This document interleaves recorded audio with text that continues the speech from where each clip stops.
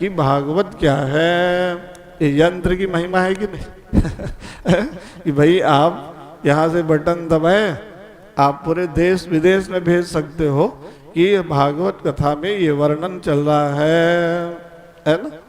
तो इसलिए भागवत की बातों को ज्ञान की दृष्टि से, विचार की दृष्टि से भी जानना आवश्यक है। उत्सव महोत्सव तो होना चाहिए, अच्छी बात है ना।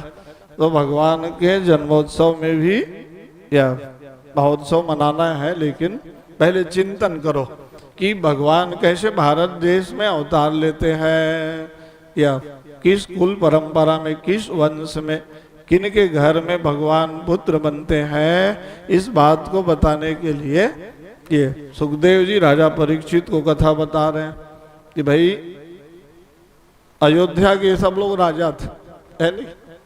तो त्रिशंकु राजा हुए, विश्वामित्र जी से कहा कि भाई हमको सदैव आप स्वर्ग पहुंचा दो, बोले, है नहीं। तो उन्होंने उनको भेज दिया स्वर्ग। देवता लोग देखे, अरे ये कौन आदमी यहाँ आ गया, उन्होंने नीचे गिरा दिया। गिरने लग गया, चिल्लाया गुरुजी बचाओ बचाओ। तो विश्वामित्र जी ने 10,000 साल की तपस्या को लगा दिया, वहीं रोक दिया। वही है त्रिशंकु तारा।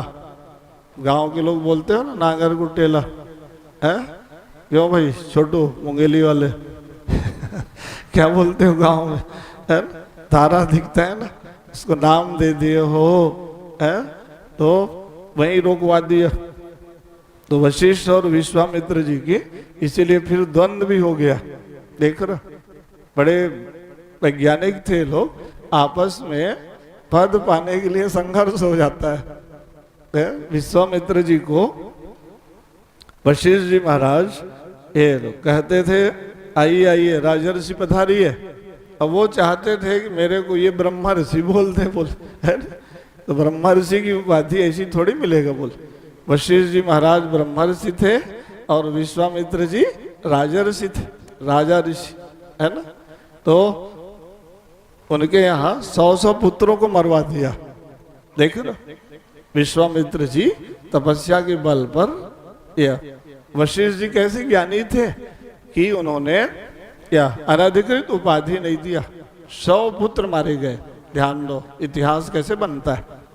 अब वशिष्ठ जी को मारने के लिए ही वो छिपे थे।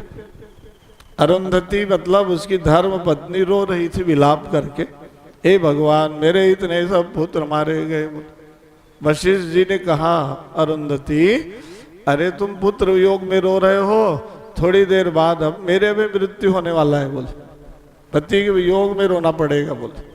ठीक, इस बात को विश्वामित्र जी सुन लिए। अरे ये तो बहुत बड़े ज्ञानी है, बोले, मैं यहाँ मारने के लिए छिपा हूँ और ये अंतर्यामी आदमी है, तो वहीं जान गए, बोले। आके शरण में गिर गए, दंडवत प्रणाम, क्षमा करो महाराज आप बहुत ज्ञानी हो, बोले। वहां मैं छिपा था और यहाँ से बैठे बैठे आप जान गए, बोले। तब कहा वाह वाह उठो उठो, अब बन गए आप ब्रह्मर्षि, बोले। अभी तक आप इतना संघर्ष किए, तो बहुत बड़े ऊंचे पद में भी देख रहे, पद और नाम के लिए क्या कितना बड़ा महासंघर्ष हो गया। इसलिए विश्वामित्र जी ना क्यों ये लिए थे जानते हो, तपस्या करने गए तो बहुत अकाल पड़ गया। 12 साल तक अन्न जल ही नहीं मिला। अब उसके बहुत बड़ा परिवार, कौन भरण पालन पोषण करे। तो यही राजा जो थे ना सत्यव्रत, त्रिशंकु ने उनके परिवार का बहुत पालन पोषण किया था। इसलिए उन्होंने कहा कि भाई मेरे को भी साथ देना पड़ेगा। तो त्रिशंकु के यहाँ महाराज हरिश्चंद्र हुए और हरिश्चंद्र की कथा महाभारत और देवी भागवत में बहुत विस्तार से बताया गया। भागवत में तो एक अध्याय में गा दिए, कहा कि भाई राजा हरिश्चंद्र हुए, हरिश्चंद्र राजा ने धर्म सत्य न्याय की स्थापना के लिए पत्नी को भेज दिया, पुत्र को भेज दिया, स्वयं बिक गए, लेकिन धर्म को सत्य को नहीं छोड़ा, बोले। नहीं सत्यात परो धर्म, या मैं जो दान दूंगा बोला हूँ यज्ञ की दक्षिणा पूरा करके रहूंगा बोले। विश्वामित्र जी बहुत बड़ी परीक्षा ली है कि नहीं है? पूरा राज्य बेच दिया, विचार करो, पत्नी को, पुत्र को, स्वयं बेचारा डोम राजा के यहाँ बिक गए। अयोध्या के उस समय राजा कौन थे? काशी नरेश या डोम होते थे, नहीं? उन्होंने कहा जाओ अब टैक्स लेना, जो चिता जलाने आएंगे आप खड़े रहना, ये टैक्स लोगे तब वहां अग्नि देना, नियम बना दिया। ये सैव्या रानी दासी बन गई थी। रोहित राजकुमार की मृत्यु हो जाने पर ये सौदाह करने के लिए पहुंची तो कहा टैक्स बटाओ। अब उसके पास कुछ नहीं था तो परीक्षा हो गई कि नहीं? सत्य की परीक्षा। धर्म मार्ग में चलोगे तो कितना कठिन संघर्ष झेलना पड़ेगा, विचार करो आप, है ना? अपने ही पुत्र को सौ जलाने के लिए वहां धर्म की रक्षा करना पड़ा। कहा नहीं जी टैक्स बटाओ। सैव्या रानी बेचारी अनाथ हो रोने लग गई तो महाराज हरिश्चंद्र ने कहा कि भाई मैं तो धर्म का पालन कर रहा हूँ, सत्य बोलना धर्म है, बस एक ही चीज मैं जानता हूँ, बोल धर्मण दूसर सत्य समाना, आगम निगम पुराण मखाना।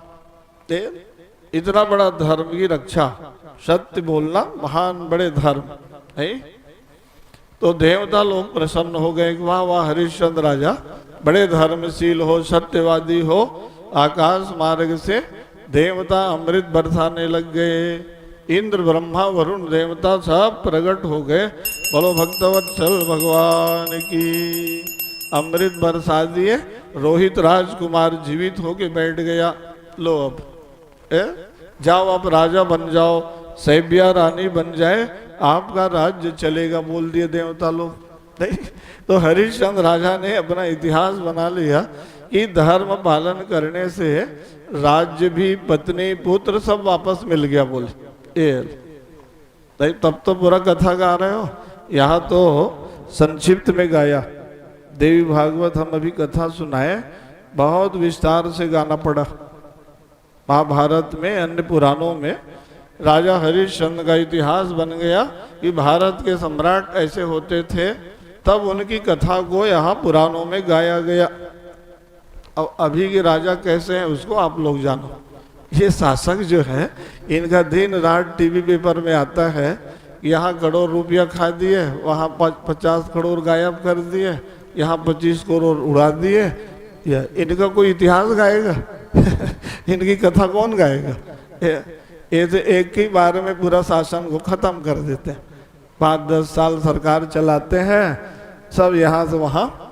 भ्रष्टाचार बढ़ गया महाराज देश में, या अपराध बढ़ गया, अन्याय बढ़ गया, व्यभिचार बढ़ गया, यही इनका इतिहास बन रहा है। पेपर टीवी में ही पढ़ते हो ना, मैं पेपर आज पढ़ रहा था, दिया है उसमें कि छत्तीसगढ़ में इतने अपराध एक साल में हुआ। अरे राम राम, तो ये तो कलंकित इतिहास बन रहा है। कोई अच्छा इतिहास कहाँ बना पाएंगे ऐसे? चोरी, हिंसा, लूटपाट, व्यभिचार, अनर्थ, अन्याय, ये कोई शासन है? अरे सरकार शासन ऐसा चलाओ जिसमें आपको लोग इतिहास में याद करें, लोग गाएं कि भाई वाह वाह इन्होंने ऐसा अच्छा काम किया, है ना? तो ये राजा महाराजाओं की कथा को पुराणों में क्यों गाया गया? विचार करो भाई, उससे लोगों को प्रेरणा मिलेगी, संदेश अच्छा जाए कि हम जीवन में ऐसा शुभ काम करें जिसको सब लोग सदा सदा इतिहास में गाते रहे। या भाई शरीर छूट जाता है, उसके अच्छाई को आप सब लोग गाते हो। तो महाराज हरिश्चंद्र धर्म सापेक्ष राजनीति करते थे ना, धर्म निरपेक्ष नहीं। अभी है धर्म निरपेक्ष शासन। तो धर्म के बिना कौन रह सकता है? धर्म मतलब धारणा धर्म, ये जिसमें धारण करने की क्षमता हो उसको हम धर्म कहते हैं। पानी में धर्म है नहीं, प्यास बुझाने की क्षमता पानी में है, इसी विश्वास से आप पानी पीते हो कि जल पीने से हमारा प्यास बुझ जाएगा। भोजन में भूख मिटाने की ज्यादा शक्ति है कि नहीं? या तो भोजन में क्या है? अन्न में रस है। अब वो रसों को त्याग दे भोजन फल, तो आप कैसे भोजन करोगे? उसी को क्या कहते हैं? धर्म। अग्नि में धर्म है नहीं, अग्नि में दाहकत्व शक्ति है। या दाहकत्व शक्ति खत्म हो जाए तो अग्नि का महत्व नहीं रहेगा। तो वैसे ही धारणा शक्ति, धारण करने की क्षमता धर्म में है। एक सामान्य धर्म, एक विशेष धर्म। सामान्य धर्म क्या है? भाई धृति, क्षमा, दया, करुणा, मैत्री, अहिंसा, परोपकार, ये सब का नाम धर्म है। या भाई धर्म किसके पास नहीं? पक्षियों में, पशुओं में, व्यक्तियों में। या तो ये क्या हो गया? मानव धर्म। तो विशेष धर्म मतलब वर्णाश्रम धर्म। या एक सामान्य धर्म, एक विशेष धर्म। तो इसलिए जब हम उसका विधिवत पालन करते हैं तो आपको लोक परलोक में यश कीर्ति मिल जाएगी, मोक्ष मिल जाएगा। यतो अभ्युदय निश्रेयस सिद्धि च धर्म। कनाद ऋषि ने धर्म की परिभाषा किया जिससे लोक और परलोक दोनों बन जाए, जिस साधना के द्वारा उसका नाम धर्म है। अभ्युदय भी मिल जाए और निश्रेयस की सिद्धि हो जाए। नहीं? तो महाराज हरिश्चंद्र की कथा तो बहुत ज्ञानवर्धक बातें। तो हरिश्चंद्र हुए, रोहित हुए, उनके यहाँ फिर शगर नाम के राजा हुए। गरेण सा अगरह शगरह, जहर पिला दिया था उनको गर्भ में, फिर भी वो माँ के गर्भ से जन्म लिया। शगर राजा हुए, उनके यहाँ असमंजस हुए, फिर अंशुमान हुए, दिलीप हुए, भगीरथ हुए। नहीं? तो सगर के पुत्रों ने सागर बनाया था। कैसे बनाया? कथा जान लो। 100वां अश्वमेध यज्ञ पूरा होना था, देवराज इंद्र ने घोड़े को अपहरण करा दिया। ये ले जाके कपिल मुनि के आश्रम में बांध दिए। कपिल मुनि ध्यान लगाए बैठे थे। ये बाल खिल्य संज्ञा सब बच्चे आए खोजते ढूंढते। महात्मा के आशीर्वाद प्रसाद से 60,000 बच्चे उत्पन्न हुए थे। वो सब दौड़ते भागते आए, आके कपिल मुनि महात्मा को जगा दिए। कपिल मुनि का जैसे ही नेत्र खुला सब जल के भस्म हो गए। अब क्या करें बोले? तो फिर अंशुमान आया दौड़ते भागते। कपिल महात्मा को बहुत मनाए, प्रार्थना किए, महाराज हमारे सब पूर्वज जल के भस्म हो गए बोल। तो इसके लिए बेटा गंगा जी को लाओ, यहाँ तक गंगा माँ आएगी ना, सब तर जाएंगे तुम्हारे पूर्वज बोले। तो अंशुमान ने तपस्या किया। 3 पीढ़ी बीत गया सज्जनों, गंगा माँ दर्शन नहीं दी। भगीरथ का चौथे पन आ गया था, तब गंगा माँ प्रकट हुई। बोलो गंगा मैया की। कहा अच्छा बहुत तपस्या की हो भगीरथ, क्या पाना चाहते हो? कहा आप चलो अब नदी बन के। बोले कहाँ जाना है? बोले अरे भाई हमारे सब पूर्वज बेचारे जल के भस्म हो गए, कपिल महात्मा के दृष्टिपात होने से आपको वहां तक जाना है। उन्होंने बताया कि गंगा जी को लाओ। ये तो तपस्या कर रहे हैं महाराज, 3 पीढ़ी बीत गया बोले। नहीं? तब गंगा माँ ने कहा अच्छा चलो, हमको तो नदी बन जाओ बोले ही हैं, इसलिए भारत देश में नदी बन के चले जाएंगे बोले। वैकुंठ लोक में रहने वाली गंगा माँ भारत देश में नदी बन के आ गई है ना। वैकुंठ लोक में पद्मा, लक्ष्मी और सरस्वती, गंगा, ये चारों नारायण भगवान की पत्नियां हैं। आपस में एक बार विवाद हो गया, एक दूसरे को श्राप दे दिए। भारते भारती शापात, जाओ तुम, गंगा ने कह दिया सरस्वती नदी बनोगे। सरस्वती माँ ने भी गंगा माँ को कह दिया तुम भी नदी बन जाओ। बीच में बचाव करने के लिए पद्मा गई तो क्या कर दिए, उसको तुलसी बना दिए। जाओ तुम वृक्ष बन जाओ बोल दिए। लक्ष्मी माँ एकांत में अकेले बच गई, कहाँ झगड़ा लड़ाई ज़्यादा हो बीच में नहीं जाना चाहिए। बोले हमको भी कुछ बोल देंगे भैया ये लोग, बोले ये तो नदी बन जाओ वृक्ष बन जाओ बोलते हैं। तो इसलिए ना लक्ष्मी माँ बस वहाँ वैकुंठ में रह गई। भगवान नारायण प्रकट हुए, सब रोने लग गए। ऐसे रो रहे हो गंगा सरस्वती? कहा महाराज नदी बनना पड़ेगा, पृथ्वी लोक में नदी बन के जाना पड़ेगा। बोले हाँ तो ज़्यादा आपस में प्रेम नहीं करते हो ना, झगड़ा लड़ाई करते हो। बोले जाओ सब नदी बन जाओ। बोले ये तुम्हारे दर्शन से सबको मुक्ति मिल जाएगी, है नहीं? तब गंगा माँ आई है यहाँ। और गंगा जी आई तो जानते हो बहुत परीक्षा हुई। शंकर भगवान के जटा में उलझ गई।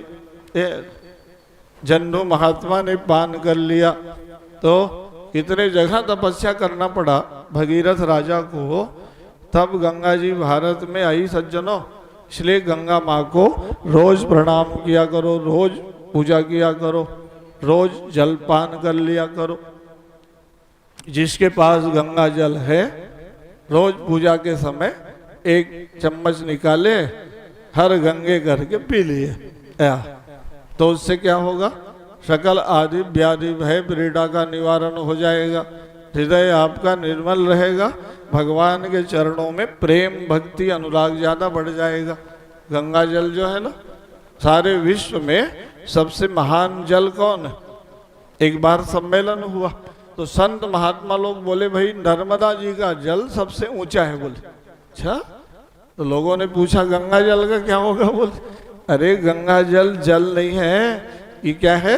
जाह्नवी औषधि तोयम, ये महौषधि है। बोले भव रोग का निवारण करने वाली है, जन्म मृत्यु के आवागमन से छुटकारा दिला देती है। बोले गंगा जल जल नहीं है। बोले ये भगवान नारायण की चरणामृत है, रोज इसलिए इसको सेवन करना चाहिए, है नहीं? तो गंगा जल का विशेष महत्व है सज्जनों।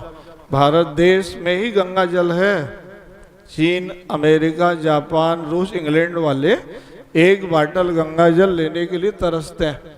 यहाँ तो आप प्रयाग जाते हो या 25-50 किलो भर के लिए आते हो बड़े बड़े कैन तो कितना बड़ा महत्व है। सुकरात बहुत बड़ा ज्ञानी था यूरोप देश का। सिकंदर बादशाह जब भारत आया तो उसने पूछा गुरुजी मैं भारत देश जा रहा हूँ, आपके लिए क्या क्या लेके आऊँगा? बोले वो सोचा था कि सोने की चिड़िया है भारत, रत्नों का भंडार है, यही सब मंगवाएंगे। उसने कहा कि बेटा तुम भारत जा रहे हो, तुमसे बन जाएगा तो छोटे से एक बाटल में गंगा जल ले आना। बोले वहाँ के बालू और मिट्टी को बांध के पोटली में ले आना। उसने कहा गुरुजी क्या मिट्टी पानी मंगाते हो? बोले सोने का चिड़िया भारत, रत्नों का भंडार। अरे कहा उसके कारण भारत महान नहीं है, वहाँ गंगा जल बहती। बोले और गंगा की बालू और गंगा की रेती में वो शक्ति है, क्षमता है कि उसमें जो लौट जाता है वो भगवान तक पहुँच जाता है। बोले देखे ना, इसलिए ना सारे विश्व के लोग गंगा तट में आते हैं। जाओ आप काशी जाओ, हरिद्वार जाओ, प्रयाग जाओ, सारे विदेशी सैलानी बेचारे घूमते रहते हैं कि गंगा जल हमको भी मिल जाता। बोले हमारे पास नहीं है तो हम लोगों को सरलता से सब प्राप्त है ना? तो जो चीज बहुत सरलता से प्राप्त हो जाता है उसके प्रति महत्व बुद्धि कम हो जाती है। गंगा तट में जो लोग रहते हैं रोज गंगा जी में कहाँ नहाने जाते हैं? आप एक डुबकी लगाने के लिए 1000 किलोमीटर से जाते हो। एक बार गंगा जल मिल जाए भाई। बोले वहाँ सोचते हैं लोग गंगा जी में ठीक है 2-4 महीना में 1 आध दिन नहा लेंगे। बोले तो इसलिए गंगा जी का महत्व पर प्रकाश डालो। रोज गंगा जल से जो भगवान को स्नान करा के पूजा करता है उसको है ना साक्षात सद्य मुक्ति की प्राप्ति हो जाएगी। ये इसलिए भगवान को गंगा जल से स्नान कराओ या रोज गंगा जल को शरणामृत बना के पी लो। ये तो इस तरह गंगा माँ की कथा आ गई। बोलो गंगा मैया की।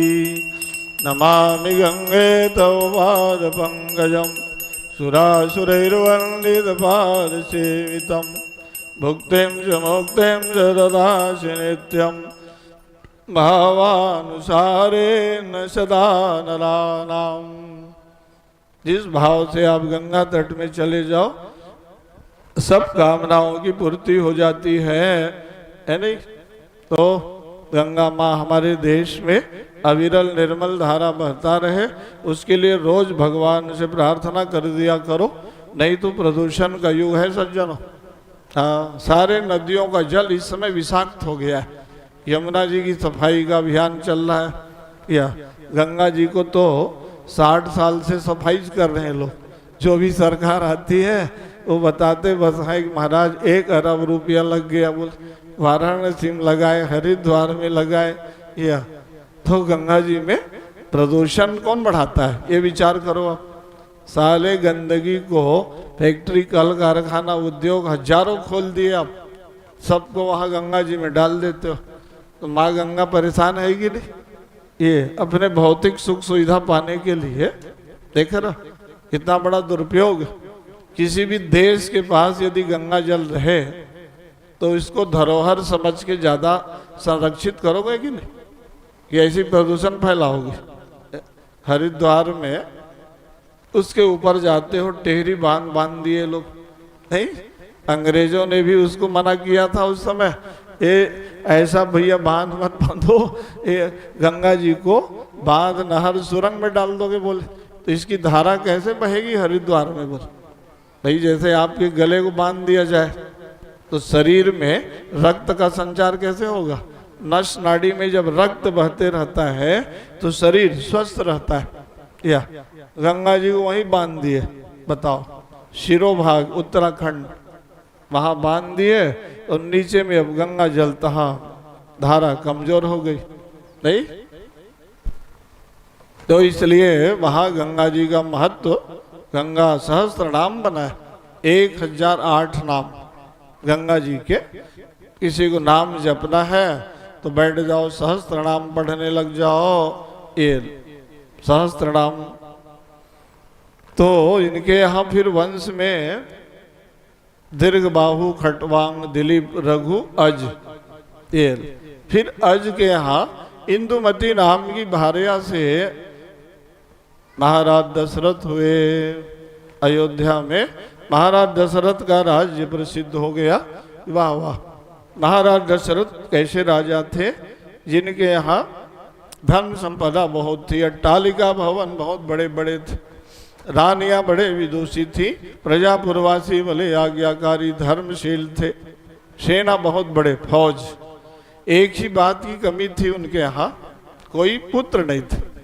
राजा के 8 अंग होते हैं, 7 अंग उसके बड़े बड़े बड़े है ना, इसलिए उन्होंने फिर पुत्रेष्ट यज्ञ कराया और पुत्रेष्ट यज्ञ में भगवान आशीर्वाद दे दिए, जाओ तुम्हारे घर पुत्र बन के आएंगे। भगवान भी देखते हैं ना, कोई ज्यादा तपस्या और साधना करता है तो उसके घर भगवान पुत्र बन जाते हैं। ये तो भाई तपस्या की पूंजी को बढ़ाओ। मनु शत्रुपा ने तपस्या किया, भगवान प्रकट हो गए, क्या पाना चाहते हो? उन्होंने वरदान मांग लिया कि नहीं?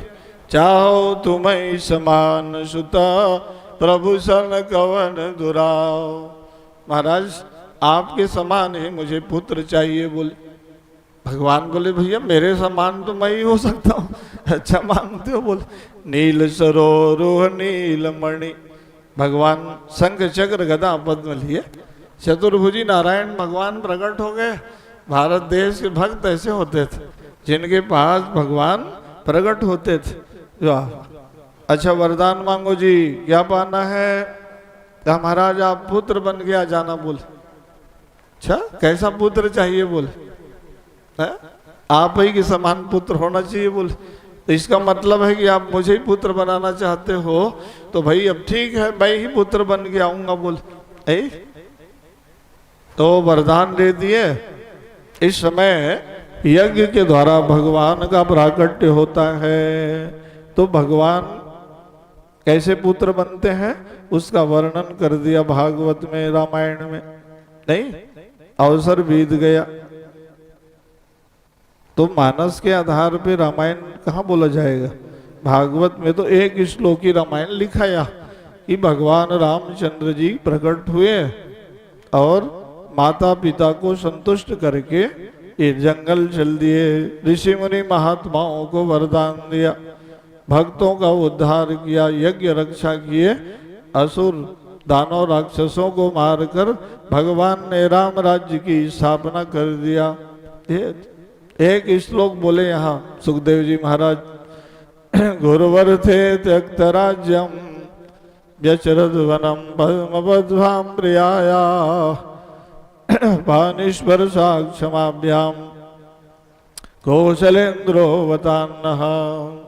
एक कौशले भगवान क्षमा करना, राम कथा में बहुत समाज में गा दिया। बोले महाराज परीक्षित हाथ जोड़ के कथा सुन रहे थे, कहा महाराज आप राम कथा को तो एक ही श्लोक में गा दिए। बोले अरे एक दो अध्याय तो गाओ, जैसे हर अवतार को आप गए और रामायण को आप कुछ गाए नहीं। बोले प्रार्थना किया ना, ओहो अरे कितना गाऊंगा। बोले रामायण सतकोटि अपारा, करोड़ों रामायण है परीक्षित जी, ऐसा है राम कथा बहुत गाया गया है ना। अब यहाँ कृष्णावतार की कथा गाना है, भगवान राम ही कृष्ण बन के आए या इसलिए एक श्लोक में गा रहा था। बोले नहीं, बहुत आग्रह किए तो यहाँ एक अध्याय में ये रामायण को 2 अध्याय में समास में गा दिए। समय रहे तो आप रामायण 9 दिन तक गाओ। या राम कथा जब हम लोग सुनाते हैं तो 9 दिन में भी कथा कहाँ होती है, वो तो पूरा करना पड़ता है कि भगवान ने ऐसा किया। नहीं तो यहाँ तो बृहद रामायण है भाई। राम कथा जो है जीवन भर गाते रहो। रामायण तो अनंत रामायण है ना, अद्भुत रामायण, आनंद रामायण, क्या सुंदर लिखा सब संस्कृत भाषा में। वाल्मीकि रामायण, अध्यात्म रामायण। ये तो रामचरितमानस जब लिखा तुलसीदास जी महाराज ने, तब रामायण को हर व्यक्ति पढ़ने लग गए। जन सामान्य की भाषा में उन्होंने रामायण लिखा ना भैया, संस्कृत सब पढ़े नहीं। वाल्मीकि रामायण में तो 24,000 श्लोक महर्षि वाल्मीकि जी ने भगवान राम के समय ही तत्कालीन कवि, आदि कवि दिया। कौन लिखा? वाल्मीकि जी महाराज ने। कहा भैया इसका प्रचार नहीं हुआ। बोले जन सामान्य में सब लोग राम कथा कैसे जानेंगे। बोले चलो मैं अब तुलसीदास बन जाता हूँ। बोले वाल्मीकि तुलसी भयो 16वीं शताब्दी में भगवान वाल्मीकि जी क्या बन गए? तुलसीदास बन के आ गए। रामायण सरल भाषा में लिख के उन्होंने राम कथा घर घर में, जंगल में, महल में पहुंचा दिया। तब तो आज गा रहे हो आप लोग। तो तुलसीदास जी महाराज की रोज पूजा किया करो कि आपने हर घर में राम कथा को पहुंचा दिया। ये तो सरल भाषा में उन्होंने भगवान की कथा को क्या सुंदर लिख दिया। क्या लिखा उन्होंने कि नवमी तिथि मधुमास पुनीता, शुक्ल पक्ष अभिजित कर लेखा, मध्य दिवस नई शीतन घामा, पावन काल लोक विश्रामा। चैत्र महीना नवमी तिथि भौमवार मध्यान्ह कालीन समय, ये जब रानियां गर्भ धारण की, अभिष्यान्न बांट दिया महाराज दशरथ ने, तो भगवान अब बालक बन के आने वाले हैं। तो वहाँ शीतल मंद सुगंध हवाएं चलने लग गई, वातावरण दिव्य बन गया है ना। तो उस समय देवता लोग भी देवलोक में स्तुति गाए, गर्भ स्तुति गाए है नहीं। जय जय सूरनायक जन सुखदायक, प्रणत बाल भगवंता, गोदिज हितकारी जय सुरारी, सिंधु सुता प्रिय कंता। स्तुति गाए सब देवता लोग लंबा। तो भगवान ने आश्वासन दे दिया, जाओ सब देवता लोग वानर भालू बन जाओ, अब लीला करने के लिए मेरा अवतार होने वाला है, अकेले थोड़ी लीला करने जाऊंगा। बोले या सब वानर भालू बनो, अयोध्या में पहुंच जाओ। भाई उस समय गौ हत्या बढ़ गई थी, यज्ञ बंद हो गया था, पूजा पाठ भजन कथा कीर्तन बंद। यही है रावण का अत्याचार है। जप जोग विरागा तप मख भागा, श्रवण सुनई नहीं काना। ऋषि मुनि महात्मा सब परेशान थे, ये संत महात्मा सताए जाते थे, सती साध्वी माताएं सब प्रताड़ित किए जा रहे थे। भगवान ने कहा रे अब तो जाना पड़ेगा बोल। तो इसलिए भगवान जो है महाराज दशरथ कौन थे? ते दशरथ कौशल्या दो। भगवान इसलिए पुत्र बन के आए, चारों रानियों के गर्भ से पुत्र का जन्म हुआ। अब राम जन्मोत्सव बताना है तो बहुत मार्मिक कथा है। वो भगवान कैसे पुत्र बने तो वहां वर्णन करना पड़ेगा, नहीं बालक बन के नहीं आए, शंख चक्र गदा पद्म लिए। बड़ी रानी कौशल्या माँ के राजमहल में भगवान प्रकट हो गए। भय प्रकट कृपाला दीन दयाला, कौशल्या हितकारी, हर्षित महतारी मुनि मनहारी, अद्भुत रूप निहारी। अद्भुत रूप, चतुर्भुजी नारायण का रूप लेके भगवान जब प्रकट हुए ना, कौशल्या माँ अकेले एकांत में थी। या भगवान समझ गए थे भाई सब कोई रूप नहीं दिखाना है, बोले ध्यान दो। ज्ञान शक्ति कौशल्या माँ ये वरदान मांगी है कि मेरे पास इसी रूप में आप पुत्र बन के आना। बोले राजा दशरथ थोड़ी मांगे हैं, बोले राजा दशरथ बोले थे कि सुत विषयक तव रति पद हो, आप मेरे घर पुत्र बनोगे तो आपको मैं अपना प्राकृत बेटा ही समझूंगा, बोले भगवान नहीं। इसलिए वहां राजा दशरथ को रूप का दर्शन नहीं कराए भगवान, वहां तो छोटे बन गए तब वो जाने ना। यहाँ अकेले कौशल्या माँ थी। ज्ञान शक्तिश्च कौशल्या सुमित्रोपासनात्मिका, क्रिया शक्तिश्च कैकेयी वेदो दशरथो निभ। ज्ञान शक्ति क्या है? कौशल्या माँ। ये भक्ति कौन है? सुमित्रा है। कैकेयी क्या है? कहा कर्म है। तो भगवान जब प्रकट थे तो स्तुति गाते गाते भगवान मुस्कुराए, और भगवान का मुस्कुराना माने माया। माँ को बुद्धि को प्रेरित कर दिया भगवान ने। माँ अरे मेरे को बालक बनने तो बोलो, खाली स्तोत्र ही गाते रहोगे तो लीला कैसे होगी? बोले सुनि बचन सुजाना रोदन ठाना, होई बालक सुर भूपा, की जैसी सुलीला अति प्रिय शीला, यह सुख परम अनूपा। शिशु लीला करो। भगवान थे कहा कि भाई बेटा ऐसे नहीं बनते प्रभु, आप कहते हो माँ मैं आपके घर पुत्र बन रहा हूँ, इधर 4 भुजा धारण करके आ गए, पीताम्बर पहन लियो, आयुध भी रखे हो, ऐसे ही कोई पुत्र बनता है? बोले भगवान समझ गए कि माँ क्या चाहती है।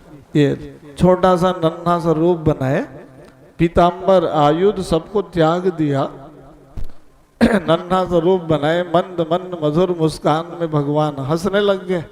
कौशल्या माँ ने कहा बालक का जन्म होता है तो रोना पड़ता है। बोले रोगे तब तो लोग जानेंगे पुत्र हो गया। बोले भाई दास दासी सेवक कोई नौकर है नहीं यहाँ, कौन समाचार देगा? बोले अकेले थे वहाँ, है ना। तो भगवान इसीलिए ना हंसे, हंस के कहा कि अरे ये भारत की माताएं बड़े विचित्र हैं, इनके घर हम बेटा बन गए तो कहते हैं रोना पड़ेगा। बोले हम कभी जीवन में रोए नहीं। बोले ब्रह्म कहीं रोता है? बोले अब भाई बेटा बनोगे तो रोना पड़ेगा। बोले है नहीं, इसलिए भगवान रोए, ऐसा रोए कि पूरा अयोध्या गूंज गया, फिर समाचार देना नहीं पड़ा। यहाँ लिखा है रामायण के चौपाई में लिखा है कि सुनी शिशु रोदन परम प्रिय बानी, संभ्रम चली आई सब रानी। रानियां सब दौड़ने लग गई, अरे कौशल्या बहन के यहाँ पुत्र हुआ है, चलो। भीड़ हो गया वहाँ। तो वेदक विद्वान आ गए, वहाँ राजा थे ना महाराज दशरथ, वेद पाठ होने लग गया, बाजा बजने लग गया, बधाई गीत होने लग गया, देवता प्रकट हो गए, राम जन्म महामहोत्सव मनाने लग गए तो वहाँ देवता गंधर्व किन्नर अयोध्या में इतना बड़ा जन्मोत्सव मनाए कि 1 महीने का समय 1 दिन के बराबर हो गया। मास दिवस कर दिवस भा, देखे ना, लोग भूल गए कि दिन है कि रात। या कौतुक देखी पतंग भुलाना, सूर्य भगवान अपने दिशा ही भूल गए, कहाँ वहाँ रात होगा बोल 24 घंटा का दिन रात। चंद्रमा ने शिकायत किया ना, कहा महाराज आप 1 महीने खो गए थे, तब तुम्हें आपका दर्शन पाया, तो बाल रूप तो देख ही नहीं पाया ना बोल।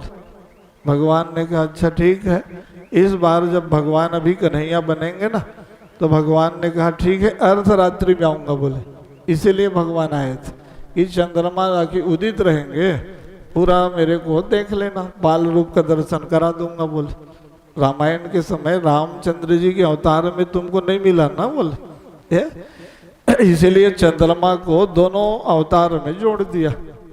रामचंद्र कृष्ण चंद्र बोलते हो ना, भगवान सूर्यवंश में आए लेकिन अपने नाम में चंद्रमा को जोड़ दिया। तुमको बाल रूप का दर्शन नहीं मिला ना बोले, तुम्हारा शिकायत अब ठीक हो जाएगा अगले अवतार में बोले है। तो भगवान लीला किए वहाँ। जब उनका जन्मोत्सव मनाया गया तो शंकर भगवान आए, बंदो बाल रूप सोई राम। हर अवतार में महादेव शिव जी आते हैं कि नहीं, दर्शन करके चले जाते हैं।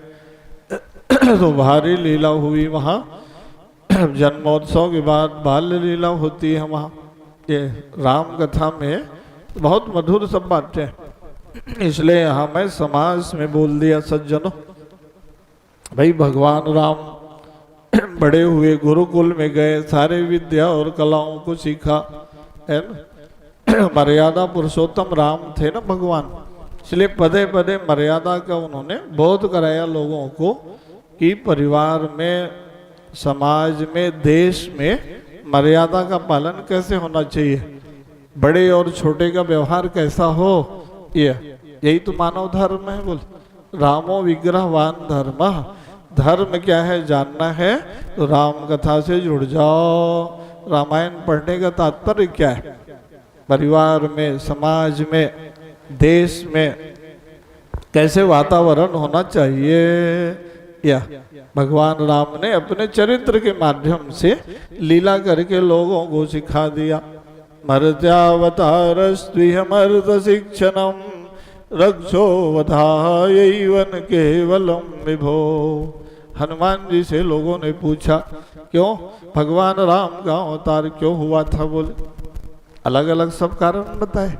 किसी ने कहा भाई वो मनु शत्रुपा कारण आए, कश्यप अदिति की कारण आए, या जय विजय के कारण आए, कई हजारों कारण। राम जन्म के हेतु अनेका, अनेक हेतु हो सकता है, लेकिन हनुमान जी क्या बोले, अरे वो मानव धर्म की शिक्षा देने आए कि मानवता क्या है, या मनुष्य को अपना जीवन यापन कैसे करना चाहिए बोले।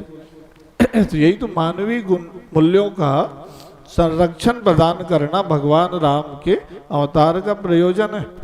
आज मानव धर्म, मानवता कलंकित हो रहा है ना। तो मनुष्य होने पर धर्म का हम परित्याग न करें। बड़ा धर्म क्या है तो रामायण गाते हो, परहित शरीष धर्म नहीं भाई, पर पीड़ा सम नहीं अधमाई। दूसरों को हम मन बुद्धि विचार से दुखी परेशान करने का प्रयास न करें, बन सके सबको प्रसन्न करने का प्रयास करो कि सब सुखी रहो, सब प्रसन्न रहो, सब आनंदित रहो। ये भगवान राम का आदर्श है बोले नहीं। तो भगवान राम अपना लीला करते करते बाल लीला में, पौगंड लीला में, युवावस्था में सबको शिक्षा दे दिया। यही तो कथा है रामायण का। 9 दिन में पूरा हम लोग क्या गाते हैं कि भगवान राम ने त्याग किया। भाई राज्य पाना था, उस समय उन्होंने जंगल को अपना या राज्य बना दिया बोले। 14 साल वन में जंगल में भगवान राम नंगे पांव भटकते रहे, घूमते रहे। क्यों? धर्म, संस्कृति, राष्ट्र कल्याण के लिए। यज्ञ को बचाना है, मातृशक्ति के सील की मर्यादा को बचाना है, धर्म रक्षा करना है, या समाज में आसुरी प्रवृत्ति का दमन करना है।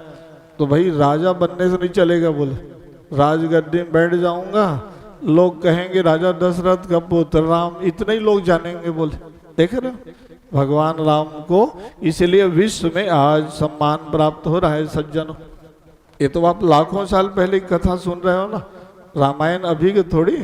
या त्रेता युग में भगवान राम आए, और राम तो अनादि है, नित्य है, अवतार उनका होते रहता है हर कल्प में, है। तो भगवान राम से सीखना है कि भाई परिवार में माता पिता की सेवा कैसे करना चाहिए, आज्ञा का पालन कैसे करना चाहिए, ये भगवान राम से सीख लो। वहां देख, और परिवार में भाई भाई का प्रेम कैसा हो, रामायण गा लो आप। भाभी और देवर का संबंध कैसे हो, लक्ष्मण और सीता माँ से सीख लो आप। भाई सास और बहू को कैसे रहना, क्या मर्यादा होनी चाहिए, कैसे बातचीत करना चाहिए बड़ों से, सीता माँ से सीखो। यही तो रामायण है। रामायण माने परिवार का आदर्श, कथा का नाम राम कथा हो गया वह। या राजा और प्रजा का संबंध कैसे होना चाहिए, नहीं, सेवक और स्वामी को कैसे रहना, या गुरु और शिष्य का संबंध क्या है, देख लो आप रामायण गा के वहां। नहीं तो सेवक और स्वामी, गुरु और शिष्य, या एक मित्र को दूसरे मित्र से कैसे व्यवहार करना है, रामायण तो सबके लिए है ना।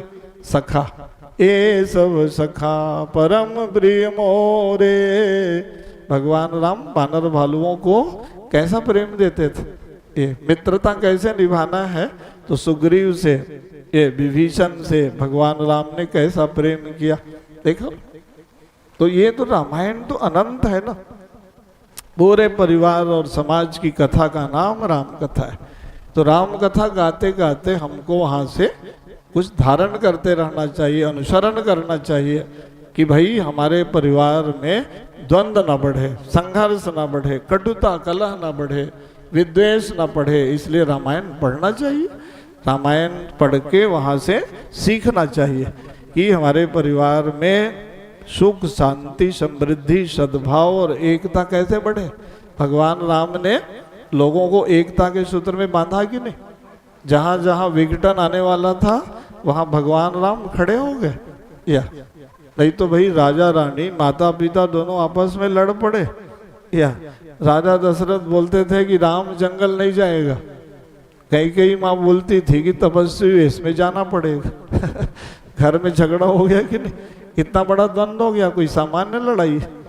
माँ बोलती है कि नहीं, तपस्वी वेश में राम को जंगल भेजना पड़ेगा। महाराज दशरथ रोने लग गए, विलाप करने लग गए कि राम के बिना मैं रह नहीं सकता, कैसे जंगल जाएगा ये बोले। मोरे भरत राम धुइया की, सत्य कहूँ कर शंकर साखी। कई राम और भरत मेरे लिए दो दृष्टि हैं बोले, दोनों नेत्र में कौन छोटा बड़ा होता है बोले। अच्छा ठीक है, भरत राजा बन जाए तो राम जंगल क्यों जाएगा बोले, देख लो। अब उस समस्या को कौन सुलझा पाएगा वहाँ, है ना। वहाँ भगवान राम जैसा पुत्र चाहिए।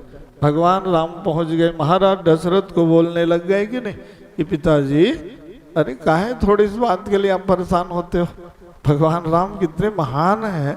अपनी ही माँ कहीं कहीं से बोलने लग गए कि माँ पिताजी बहुत दुखी हैं, आज कोई बात है।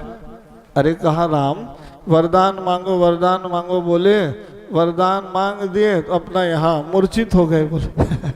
भगवान राम बोले अच्छा तो ये मेरे से बोल देना था ना। बोले पिताजी से क्यों बोले, बोले 14 साल वनवास जाना है राम, ये तो सीधा मेरे को बोलना था ना। बोले थोड़ी बात बहुत दुख भारी, मोहि न प्रतीति होती महतारी। महतारी माँ का क्या बोलते थे छत्तीसगढ़ी भाषा, गांव के लोग भगवान राम बोल रहे हैं कि माँ अरे बहुत छोटी सी बात थी, 14 साल राम वनवासी वेश में जंगल जाना है, मुझे बोल देना था, पिताजी को आप बोल के परेशान कर दिए हो। बोले ऐसी कोई बोल पाएगा? जिसको अयोध्या का राज गद्दी मिल रहा हो और उसको सीधा कह दिया गया जाओ तुम जंगल में घूमो, तपस्वी वेश में जंगल जाना पड़ेगा। भगवान राम प्रसन्न हो गए, वाह वाह बहुत अच्छा किए।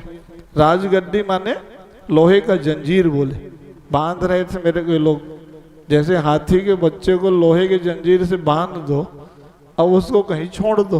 भगवान राम बोले अयोध्या के राजगद्दी लोहे का जंजीर था बोले है।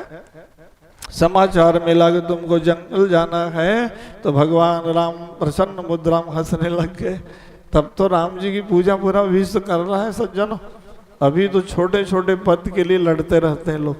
या तो परिवार में एकता, रामायण पढ़ते हैं लोग लेकिन घर में बंटवारा के लिए सुप्रीम कोर्ट हाई कोर्ट जाते हैं, जाना पड़ेगा जी, इतना हमको कम दे दिए तुम बोल।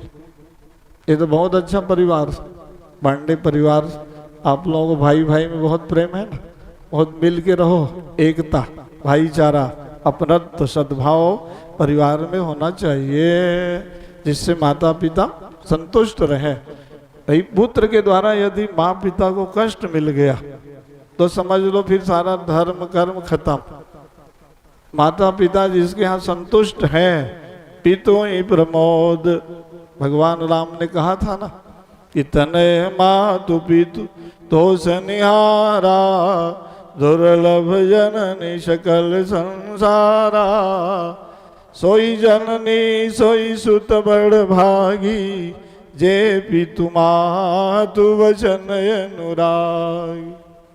तो इसलिए माता पिता को संतुष्ट करना पुत्र का दायित्व है कि उनके जीवन काल में कोई उनको संतुष्टि न रह जाए, है ना, अपनी तरफ से प्रयास करना चाहिए। तो भगवान राम सबको संतुष्ट कर दिए, कहीं कहीं को भी, महाराज दशरथ को भी या कौशल्या माँ को भी, या कौशल्या माँ को कैसे संतुष्ट किए, रामायण पढ़ लिया करो, है ना। सगी माँ थी बड़ी माँ, और माँ को पता नहीं था पुत्र को वनवास हो गया, जटाजूट फैलाए भगवान राम भोर की वेला में पहुँचे, चलो माँ से मिल लेता हूँ, मैं जंगल जा रहा हूँ। कौशल्या माँ बोली कि नहीं बेटा कुछ फल फ्रूट खाओ जल्दी, आज पूजा में बैठना है। बोले अभिषेक होना था ना, 3 घंटा पूजा में बैठाएंगे लोग, फल फूल खा लो। बोले ना माँ का प्रेम बच्चों पर, बेटा चाहे वो 60 साल का हो गया लेकिन माँ के लिए तो छोटा ही होता है कि नहीं, वहाँ सब दया है। माँ कौशल्या भगवान राम को बोलने लग गई है, बेटा ही स्नान करके आओ, तात जाओ, बलि बेगी नहाओ, जाओ मन भाव मधुर कछु खाओ। खा पी के पूजा में बैठ जाना। भगवान राम तुरंत बोले नहीं माँ, मुझे तो पिताजी ने जंगल का राजा बना दिया। बोले पिता दिन निमोई कानन राजो, जहाँ सब भांति मोरी बड़ काज। मुझे वनवास दे दिया, नहीं बोले वहाँ, शब्द ध्यान दो। भगवान राम क्या बोल रहे हैं, अरे मुझे माँ पिताजी ने जंगल का राजा बना दिया। बोले कौशल्या माँ बोली बेटा जंगल का कोई राजा होता है? बोले अरे अयोध्या के राजगद्दी में तुमको बैठना था, तैयारी चल रही है। बोले नहीं नहीं, मेरा काम तो जंगल में है, वहाँ सारे असुर दानव राक्षस जंगल में बढ़े हैं, यज्ञ बंद हो गया है, वहाँ जाना है। अयोध्या में क्या समस्या है? बोले यहाँ तो सब बढ़िया प्रजापुरवासी, राजा की आवश्यकता वहाँ बढ़ती है जहाँ अनैतिकता अपराध बढ़ा रहता है। कौशल्या माँ अधीर हो गई, रामायण पे ही ना बोलने लग जाऊं, फिर कन्हैया का जन्मोत्सव कौन कराएगा? भाई भगवान राम कथा जो है ना, महासमुंद में मैं गया था इनके गांव में, तो वहाँ कथा गाते गाते 9 दिन का आयोजन था, किष्किंधा कांड तक ही बोल पाया, लोग बोले सुंदर कांड, लंका कांड, उत्तर कांड तो छूट गया। शास्त्री जी बोले आपकी कथा ही पूरे नहीं हुई, फिर बुलाना पड़ेगा। मैं बोला एक ही बार में थोड़ी हो जाएगा। बोले रामायण तो ऐसे गाओ, पहले जैसे मानस प्रवचन होता था माताओं, 4 घंटा धारा प्रवाह, रामायण पर वो प्रवचन सब बंद हो गया। बहुत पहले जो है मानस यज्ञ होता था जब, तो 3-4 घंटा रामायण पर व्याख्यान होता था। तब विशद उसकी व्याख्या होती थी कि रामायण में कैसे लीला और चरित्रों का वर्णन हुआ, उसका तात्पर्य, भावार्थ, गूढ़ार्थ क्या है, राम कथा के माध्यम से जनमानस में पहुंचना चाहिए कि रामायण से क्या क्या शिक्षा मिलती है, या बच्चों के लिए, युवा पीढ़ी के लिए, माताओं के लिए, या राजाओं के लिए, राजनीति करने वाले लोगों को रामायण पढ़ना चाहिए। सामाजिक कार्यकर्ता को, वैज्ञानिक व्यक्ति को रामायण किसके लिए उपयोगी नहीं, खाली ये धार्मिक ग्रंथ नहीं है रामायण जो, या जिस क्षेत्र में जो आदमी काम करता हो उस क्षेत्र में उनके अनुरूप रामायण से प्रेरणा प्राप्त कर लो। ये भगवान राम के पास कौशल्या माँ का ज्ञान बता देता हूँ माताओं, कहते हो पुराने लोग पढ़े लिखे नहीं थे, कितना ज्ञान था कौशल्या माँ को, शास्त्रों का ज्ञान। तुरंत वहां पर एक वाक्य बोल दी वहां बढ़िया। अरे कहा पिताजी ने जंगल जाने बोला है बेटा, जाओ केवल पीतु आए सुदाता, तो जन जाऊं जान बड़ी माता। पिताजी ने कहा है तो जंगल मत जाना बेटा। बोल मैं बड़ी माँ हूं ना। बोल पुत्र में पिता से 10 गुना अधिक अधिकार माँ को है। बोल देख रहा शास्त्र का वचन है, पितुर 10 गुना माता गौरवे नातिरिच्यते, माता 10 गुना माता विमाता धर्म भी ऋणा। देख रहा शास्त्र कहता है कि पिता से 10 गुना अधिक अधिकार माँ को है, और किसी को यही कहीं सौतेली माँ है तब सगी माँ से भी ज्यादा अधिकार पावर उसको है। बोल कौशल्या माँ ने ध्यान दिया, वहाँ भैया मैं ही माँ नहीं हूँ, ये कहीं कहीं सुमित्रा भी तो है। बोल इन लोग कहीं सहमति होगी राजा के साथ तब, या नियम विपरीत हो जाएगा। बोले नीचे चौपाई में वहां पर बोलती हूँ, जाओ पीतु मातु कहूँ बन जाना, तो कानन सतयवध समाना। माता पिता दोनों बोले होंगे ना बेटा, तो वो जंगल तुम्हारे लिए सैकड़ों अयोध्या के समान हो गया। बोले जरूर जाना। बोले नीति का ज्ञान देख रहा। कहा भैया इसमें कहीं कहीं की सहमति होगी तब। बोले तब फिर तो अयोध्या तुम्हारे लिए बेटा सैकड़ों अयोध्या के समान जंगल बन गया। बोले क्या बढ़िया वाक्य बोली वहां कौशल्या माँ, बड़ भागी बन अवध भागी, जो रघुवंश तिलक तुम त्यागी। आज जंगल बड़ भागी हो गया बेटा, अयोध्या भागी हो गया। बोल राम जिससे जुड़ जाए, वो राम से जो जुड़ गया वो बड़ भागी बन गया। बोल आज जंगल बड़ भागी हो गया, ये अयोध्या भागी हो गया कि तुम ओहो राज तिलक त्याग कर जंगल जा रहे हो। बोल है ना। तो इसलिए कवियों ने इसलिए कहा ना, कौशल्या माँ क्या बोली थी, बहुत सुंदर उन्होंने पद्य में गाया कि अपने स्वार्थ के लिए जो युवावस्था में राम को जंगल भेज दिया बेटा, उनके यहाँ तुम पुत्र बन के आए क्यों। बोल सत्य शिव सुंदर सुखों का धाम राम जहाँ, ऐसे दिव्य धाम राम आए बिसराए क्यों। या वैकुंठ से तुम आए थे राम, कि राजा दशरथ के घर में पुत्र बन के जा रहा हूँ, बड़ा आनंद और सुख मिलेगा। यही सुख है बेटा। बोले युवावस्था में तुमको नंगे पाँव जंगल भेज दिए। बोले कुछ कंटक मार्ग में कांटे चुभेंगे। वो माँ को बड़ा पीड़ा हुआ, महाराज दशरथ को उलाहना दे के वो सुनाने लग गई कि सत्य शिव सुंदर सुखों का धाम राम जहाँ, ऐसे दिव्य धाम राम आए बिसराए क्यों।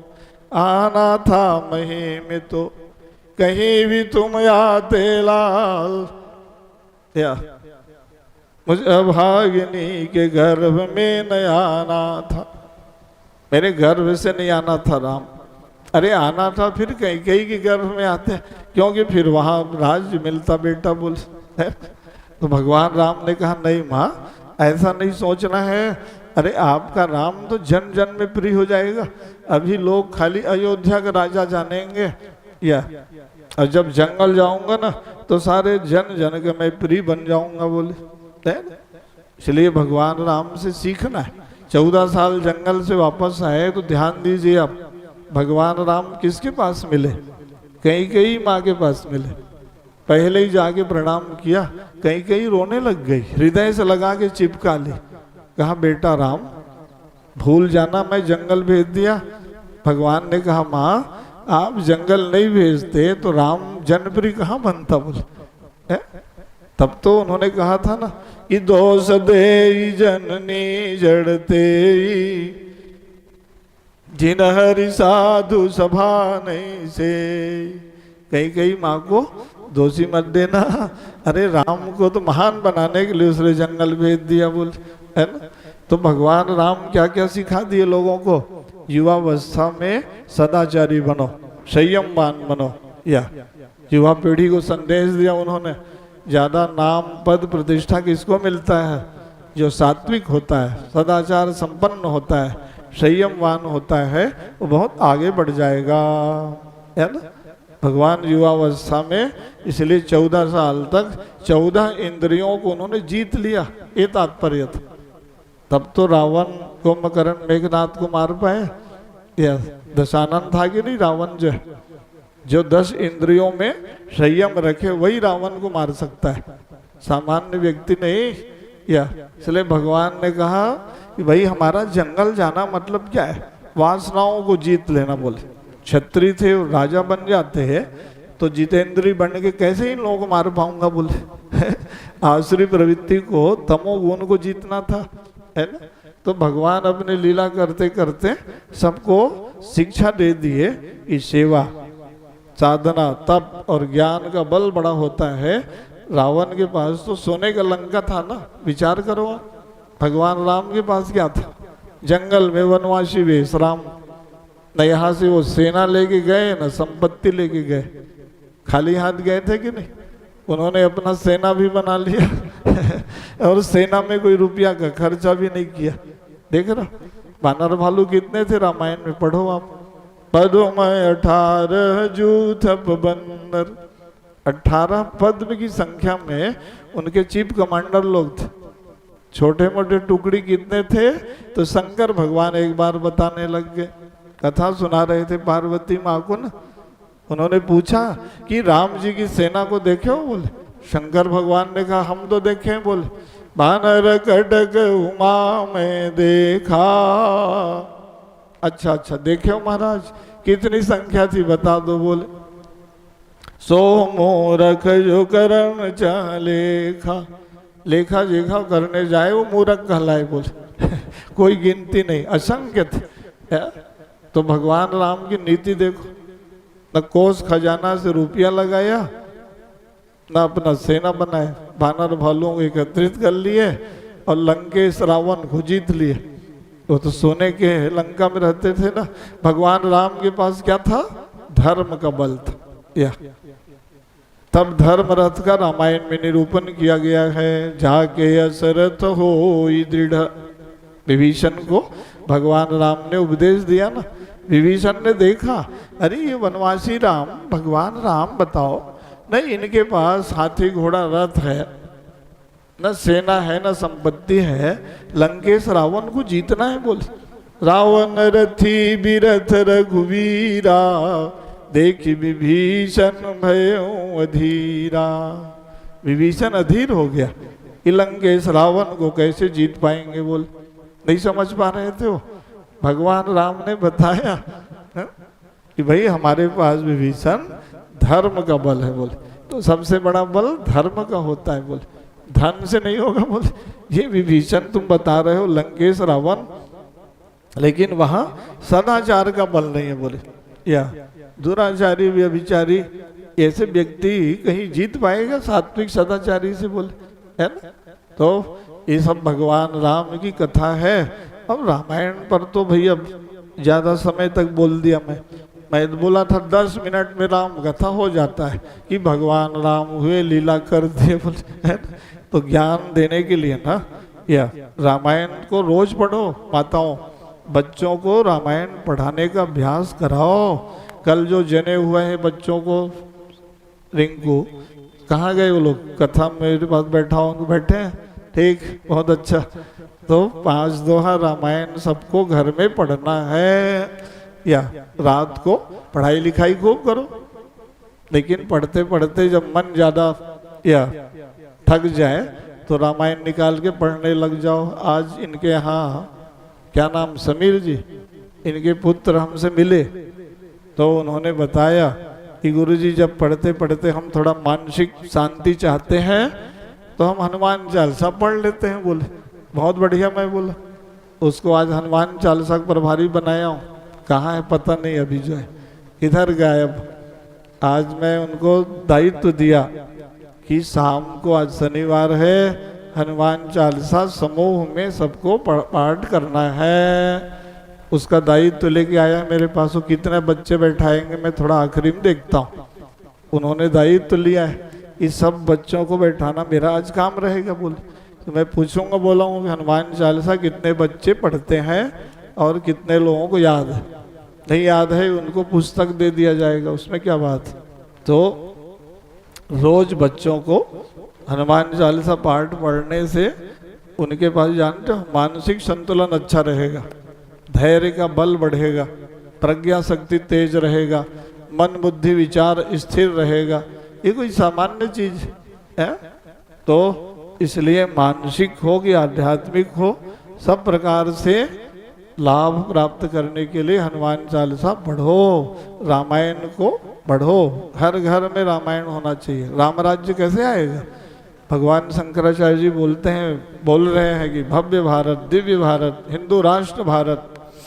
तो तभी तो आप ला पाओगे जब यहाँ हनुमान चालीसा पढ़ते रहोगे। तो रोज हर घर में रामायण पढ़ते रहना चाहिए। सबके घर में रामायण तो रहता ही है, प्राय होना भी चाहिए। जिसके घर में रामायण नहीं वो सनातनी हिंदू कैसे हो सकता है? या रामायण, गीता, पुराण, महाभारत, ये सब ग्रंथों का संकलन रहना चाहिए, है। हर साल आप 1-2-4 ग्रंथ खरीदो। भगवान शंकराचार्य जी ने 200 लगभग ग्रंथ यात्रा करते करते कंप्यूटर के द्वारा लिख दिए। तो हर साल 10 ग्रंथ ले लो, आपके पास 100-200 ग्रंथ हो जाएंगे। या तो बच्चे उसको सब पढ़ेंगे। क्या क्या विषय लिखा गया है धर्म, अध्यात्म, संस्कृति के बारे में। तो वही 24 घंटा बच्चे थोड़ी पढ़ते हैं, 10 घंटा 12 घंटा जितना पढ़ें अच्छी बात। लेकिन आधा 1 घंटा जो है अपने धार्मिक साहित्य और ग्रंथों का भी स्वाध्याय होना चाहिए, साधना का बल होना चाहिए, तब वो ज़्यादा पढ़ लिख के योग्य बनेंगे। बोलो भक्तवत्सल भगवान की। तो भगवान जब लीला किए न, चलो राम कथा को अब पूर्णता की ओर ले चलता हूँ। भगवान राम 11,000 वर्ष तक फिर राज्य किए, राम राज्य की स्थापना कर दिया। फिर 11,000 साल या इतना लंबा उनका शासन तंत्र चला। और दिव्य धाम जाने की बात आई तो सब देवता लोग एकत्रित हो गए। ये सब महिमा गाने लग गए, वाह वाह राम जी, आप तो ऐसा धर्म राज्य, राम राज्य स्थापित कर दिए। कोई न यहाँ दुखी है, न दरिद्र है, न गरीबी है, या सब प्रसन्न रहते हैं। बोले, है ना। किसके बल पर रहते हैं? तो आप रामायण में रोज पढ़ लिया करो। वर्णाश्रम निज निज धर्म, विगत वेद पथ लोग, चलई स्वधर्म निरत श्रुति, नहीं भय रोगन शोक। रोग, भय और शोक 3 चीज वहां नहीं थी, सब खत्म। अभी 3 चीज समाज में, देश में बढ़ा है। विचार करो आप लोग। रोग बढ़ गया, शोक बढ़ गया, आधि व्याधि भय पीड़ा बढ़ गया। क्यों बढ़ गया? कि स्वधर्माचरण का पालन सबने खत्म कर दिया। अब वहां चौपाई में पढ़ते हो, है ना? सब नर करई परस्पर प्रीति, चलई स्वधर्म निरत श्रुति रीति। या सब प्रेम करते थे आपस में और श्रुति प्रतिपादित मार्ग में चलते थे। ये स्वधर्म का पालन करोगे, सुख शांति ऐश्वर्य ज्यादा बढ़ जाएगा सज्जनों, है ना? और राम राज्य का वर्णन खूब पढ़ो, रोज पढ़ा करो, है ना? कि वहां चारों तरफ आधि व्याधि ताप नहीं था, तो सब देवता आ गए, भगवान से बोले प्रभु आप दिव्य धाम जा रहे हो, चलो थोड़ा चरणामृत दे दो, पाद प्रक्षालन कराओ। बोले भगवान बोले अरे सब महात्मा लोग आ गए, हजारों लोग, भाई लोकप्रिय राजा थे भगवान राम, 11,000 साल तक राज्य किए, थोड़े मोड़े नहीं। तो भगवान बोले अच्छा चरणामृत लेना है? चरण धोने की बात आई तो क्या किए जानते हो? भगवान के चरण को देखे ना तो वहां कांटों का सब जाल बिछा था, भगवान दंड का रण में दौड़े थे, कुशकंटक मार्ग, पहाड़ पर्वत जंगल नदी, ओहो इतना सुकोमल उनका चरण कमल, हजारों कमल पुष्प से भी कोमल जिनका पादार विंद, उसमें कांटों का जाल बिछा था। महात्मा लोग रोने लग गए, या संत महात्मा बोले कहा प्रभु ये सब कांटों का जाल बिछा है, निकलवा लो। क्यों? बैकुंठ लोग जाओगे ना तो सब देवता कहेंगे कि राम को पुत्र बना के बुला ली है और यहाँ कांटा चुभा के भेज दिए। बोले भारत की हंसी हो जाएगी कि नहीं? बोले भगवान राम बोले भैया ये सब कांटा जो चुभ गए ये अब अलग कहाँ होने वाले? बोले भगवान से एक तो जुड़ना बड़ा कठिन, बोले ध्यान दो, और जो उनके चरण में जुड़ गए तो फिर वो अलग होने वाले नहीं है। बोले भगवान राम कांटा निकालने का प्रयास किए थे कि नहीं? जंगल के मार्ग में भगवान वृक्ष के नीचे बैठ गए, या वहां आया कथा, जल को गए लखन है लरिका, परिखाओ पिछा गरी को ठाड़े, तुलसी रघुवीर प्रियाश्रम जानिके, भेगी विलंबल कंटक गाढ़। कंटकेन कंटको धारा, भगवान एक कांटा पकड़े, जंगल में देखते हो, खेत में गांव में जाते हो तो वहां एक कांटा ले लिए भगवान, अपने कांटे से ही कांटा को निकालने लग गए। या दृष्टि पड़ गई माँ सीता माँ, अरे कहा क्या कर रहे हो प्रभु? बोले अरे कांटे चुभ गए ना सब पैर में, निकाल लेता हूँ करके कोशिश कर रहा हूँ। बोले वाह, अपने से कहाँ कांटा निकलेगा? बोले है?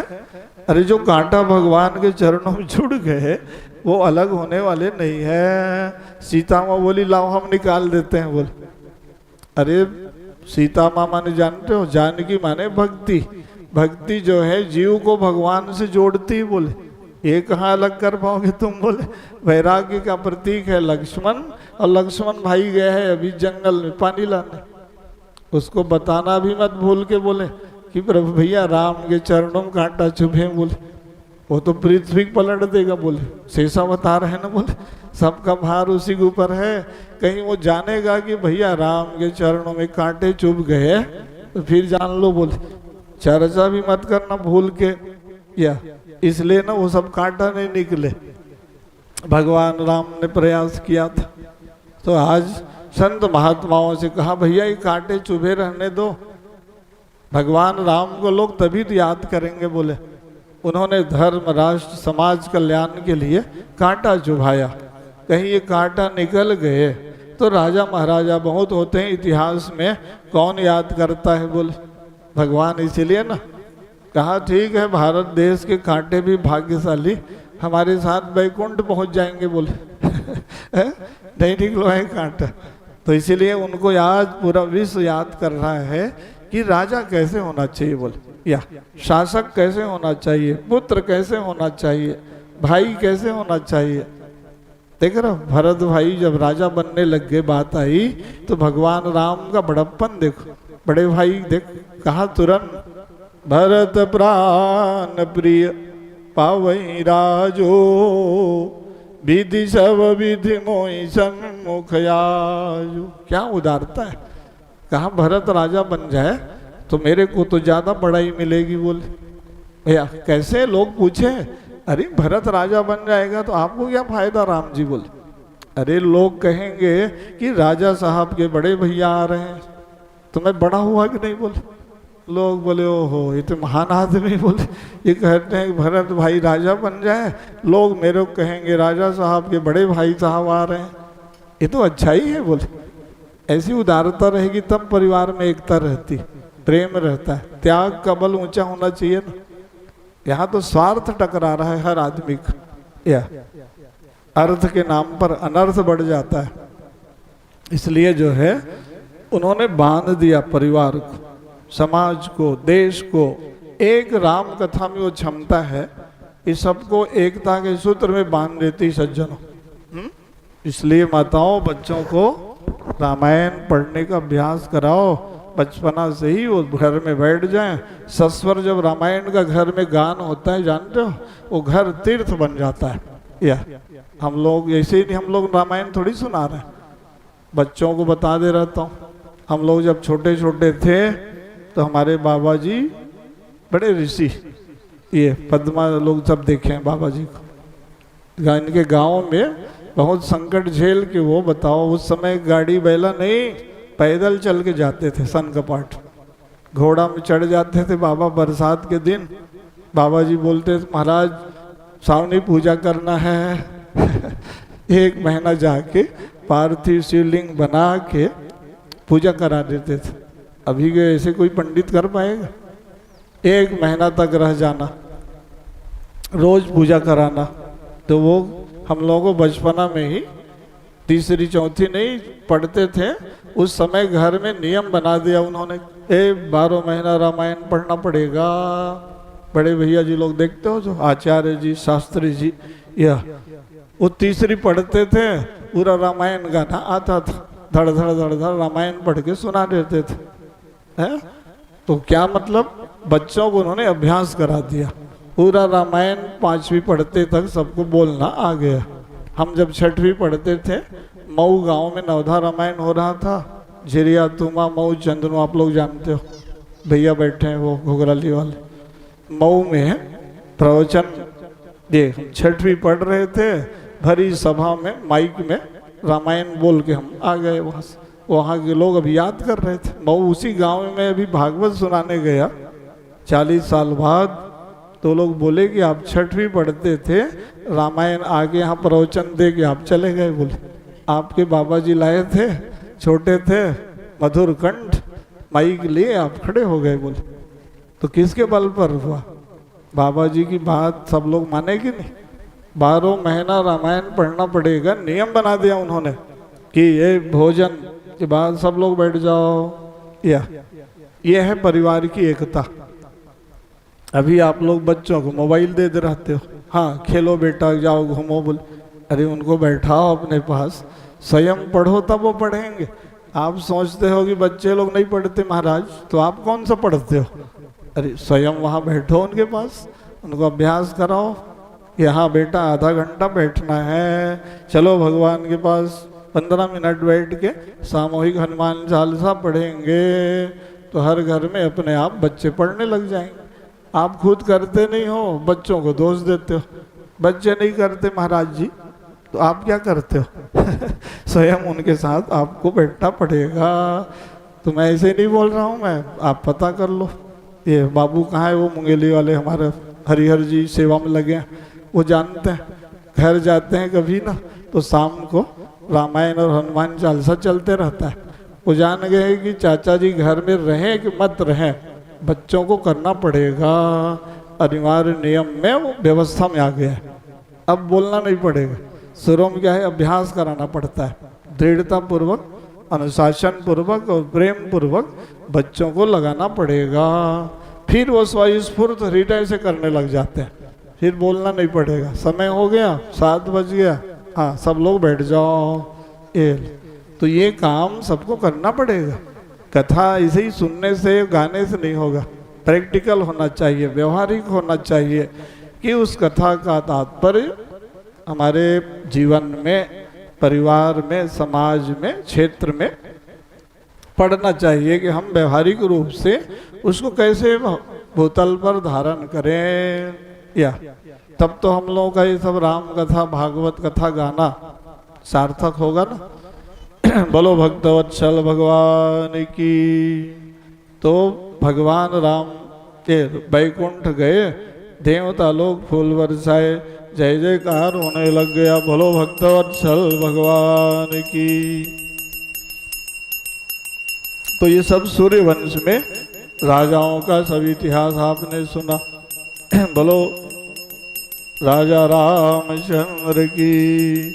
राजा राम राजा राम राजा राम राजा राम राजा राम राजा राम राजा राम राजा राम सीता राम सीता राम सीता राम सीता राम सीता राम सीता राम सीता राम सीता राम राधे श्याम राधे श्याम राधे श्याम राधे श्याम राधे श्याम राधे श्याम राधे श्याम राधे श्याम सीता राम सीता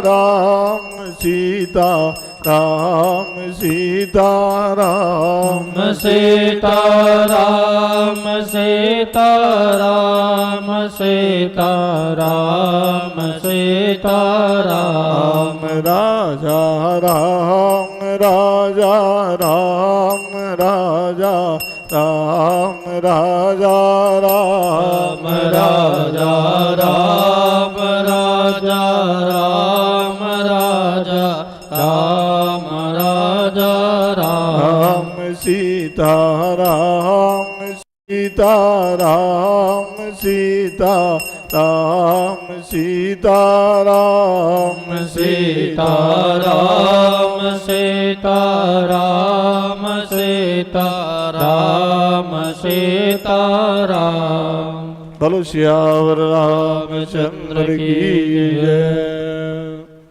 तो भगवान सुखदेव जी ने राजा परीक्षित को निमि वंश की कथा सुनाया, अब है ना, भृगु वंश चंद्र वंश।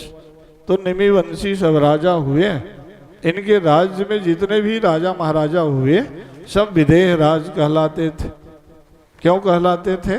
कि इन्होंने अपना शरीर ले लिया था। एक बार की कथा आई कि महाराज निमि वशिष्ठ जी से कहा कि यज्ञ कराओ गुरुजी।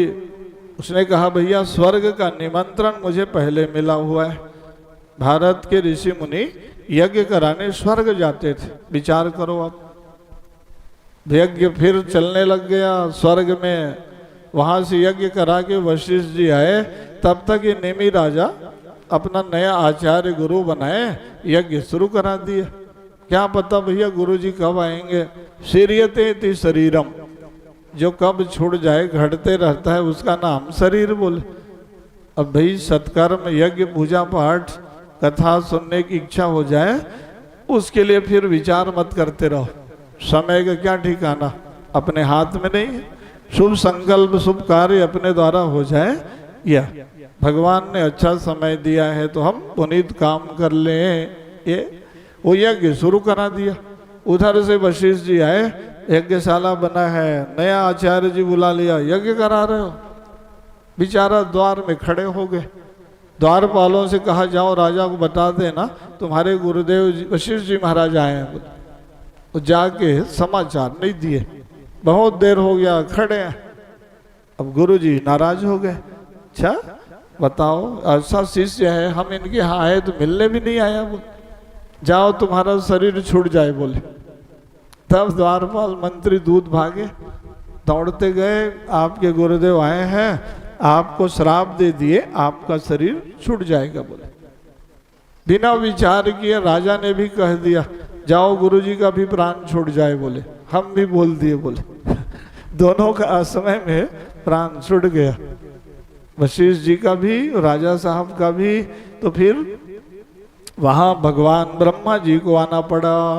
फिर से ब्रह्मा जी ने या जीवित किया वशिष्ठ जी को, वही ज्ञान बने रहेगा, उन्होंने वरदान दे दिया, प्राणात वशिष्ठ है नहीं। और इस बार क्या हुआ कि जब कहा कि भाई अब तुमको कौन सा शरीर लेना है, निमि बोले ना, उसने कहा महाराज जिसको त्याग दिया फिर क्या लेना, बोले ये तो तुम्हारा प्राण आत्मा क्या होगा, बोले सबके नेत्र में मुझे बसा दो, बोले वही हुआ निमि। संस्कृत भाषा में ऐसे ऐसे हिलते रहता है ना आपका नेत्र, पलक गिर गया बोलते हो, मनहु सकुचि निमित वेदिगन चल। तो उन्होंने फिर से शरीर नहीं लिया, इसलिए विदेह राज बन गए ना भाई, विदेह राज कहलाने लग गए।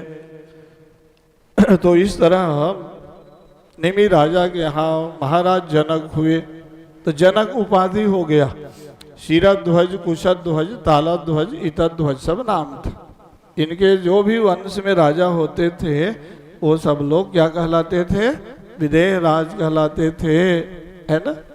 तो महाराज निमि वंश में अनेकों राजा हुए। बोलो भक्तवत्सल भगवान की। और उनके राज्य में व्यास जी महाराज आए, उन्होंने सत्संग कराया था, चातुर्मास समारोह का आयोजन हुआ था, है ना। उस दिव्य महामहोत्सव में बड़े वेदांत की चर्चा हुई सज्जनों। और भृगु वंश में महाराज कौन आए थे, भार्गव, परशुराम भगवान आए, है ना। तो परशुराम जी आवेशावतार थे भाई, हर क्षत्रियों के साथ उन्होंने विरोध किया ऐसा नहीं। परशुराम जी जानते हो भाई, ब्राह्मणों के पास ब्रह्म तेज का बल रहता था और छात्र धर्म। भाई सबको धनुर्विद्या में पारंगत कौन कराता था, ब्राह्मण। द्रोणाचार्य, भीष्म पितामह, कर्ण, सबको इसने दिया। तो उसी का नाम तो था ये परशुराम भगवान। तो सबसे बड़ा बल होता है ब्रह्म तेज। धिग बलम क्षत्रिय बलम, ब्रह्म तेजो बलम बलम, या तो उनके पास दोनों बल था। ये धनुर्विद्या का प्रभाव, अस्त्र शस्त्रों का भी ज्ञान देना और ब्रह्म विद्या का ज्ञान देना। तो दो प्रकार की चीज ऋषियों के पास होता था। राजाओं को वो प्रशिक्षण देते थे या शस्त्रों का संचालन सिखाते थे और वैदिक परंपरा का संचालन करते थे। ये तो बहुत बड़ी बात। परशुराम भगवान क्या हुआ, जब उनके यहाँ कामधेनु गौ माता थी, ध्यान, राजा सहस्रार्जुन पहुंच गया, 1000 भुजा वाला। साधना और तप करोगे ना, आपके पास भी बल बढ़ जाएगा। भगवान वरदान देते गए, वरदान देते गए, 1000 भुजा बढ़ गया। 1000 भुजा बढ़ गया तो थोड़ा अभिमान हो गया। किसी के पास बल ज्यादा हो जाए, किसी के पास धन ज्यादा हो जाए तो अभिमान न हो, है ना। विद्या विवादाय धनम मदाय शक्ति परेशान परिपीडनाय। कहा गया ना भाई, विद्या ज्ञान किसी के पास है तो उससे लोगों को प्रकाश दो, या लोगों को अच्छे मार्ग में चलने की प्रेरणा दो, या ये नहीं कि वहां विवाद करो, संघर्ष करो। विद्या विवादाय धनम मदाय, धन संपत्ति ज्यादा हो जाए तो उससे परोपकार, जन कल्याण का काम करो, पुण्य करते रहो, है ना। ये सब उपयोग बताया। तो उसके पास क्या है, ज्यादा बल और धन बढ़ गया, अभिमानी हो गया। कामधेनु गौ माता को वहां से लूट के ले गया। राजा आए ना तो ऋषि के आश्रम कुटिया में, बताओ, सोने चांदी की थाली बरात में वहां भोजन परोसा गया, 56 भोग। राजा के मन में लोभ आ गया, अरे ये महात्मा लोग कुटिया में रहते हैं और ये धन संपत्ति कहाँ से आता है। बोल, कहा कि भैया हमारे यहाँ कामधेनु गौ माता है, बोले उसके प्रभाव से सब धन धान्य समृद्धि बढ़ जाता है। बोल, जमदग्नि ऋषि बड़े सहज सरल थे, परशुराम जी के पिताजी। बेचारा मार पीट कर दिए और गौ माता को लूट के ले गए। ये उधर से परशुराम भगवान पहुंच गए। अब उनका शस्त्र जानते हो, फिर फरसा वाले भगवान परशुराम पूछे, अरे हमारी गौ माता कहाँ गई? बोले तो राजा सहस्रार्जुन आया था, देखो न महाराज लूट के ले गया और सबको मार पीट कर दिए। बोले परशुराम जी को क्रोध आ गया, इसलिए वो आवेशावतार। भगवान के अवतार के भी अलग अलग रूप। भगवान बोले अच्छा अब इस राजा को थोड़ा शिक्षा देना पड़ेगा। बोल अराजकता फैला दिया। बोल उठाए अपना फरसा, तो हुहुवंशी जो क्षत्रिय थे उनके ऊपर अपना शस्त्र चला दिया। जो राजा अराजक होते थे ना, उनको फिर भगवान नियंत्रित करते थे, अपने तपोबल के द्वारा कर्षण कर दिया। तो सब क्षत्रियों को मार दिया, ऐसा मत सोचना भाई। अरे ब्राह्मण और क्षत्रिय मतलब ब्रह्म तेज और छात्र बल, शस्त्र और शास्त्र दोनों में एकता चाहिए ना, तब तो समाज और राष्ट्र का कल्याण होता है। इसी को भगवान शंकराचार्य जी बताते हैं कि राजा और ऋषि मिल के चलते थे। व्यासपीठ और शासन तंत्र में सामंजस्य पूर्ण समन्वय होना चाहिए। राजा और ऋषि मतलब ब्राह्मण और क्षत्रिय दोनों मिल के काम करेंगे तो राष्ट्र का कल्याण हो जाता है। या आपस में कहीं संघर्ष हो गया तो फिर काम बिगड़ जाएगा है ना? तो यही तो इतिहास में होते आया है, हर युग में व्यासपीठ और शासन तंत्र में समन्वय।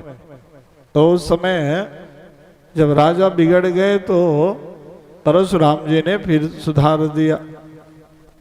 तो ये परशुराम जी की कथा आती है। अक्षय तृतीया आने वाला है, परशुराम जयंती पूरे विश्व में जन जन में मनाया जाता है कि भगवान परशुराम जी धर्म रक्षा के लिए आते हैं, सनातन संस्कृति को बचाने के लिए आते हैं। तो सबका हित कल्याण वो चाहते हैं, है ना?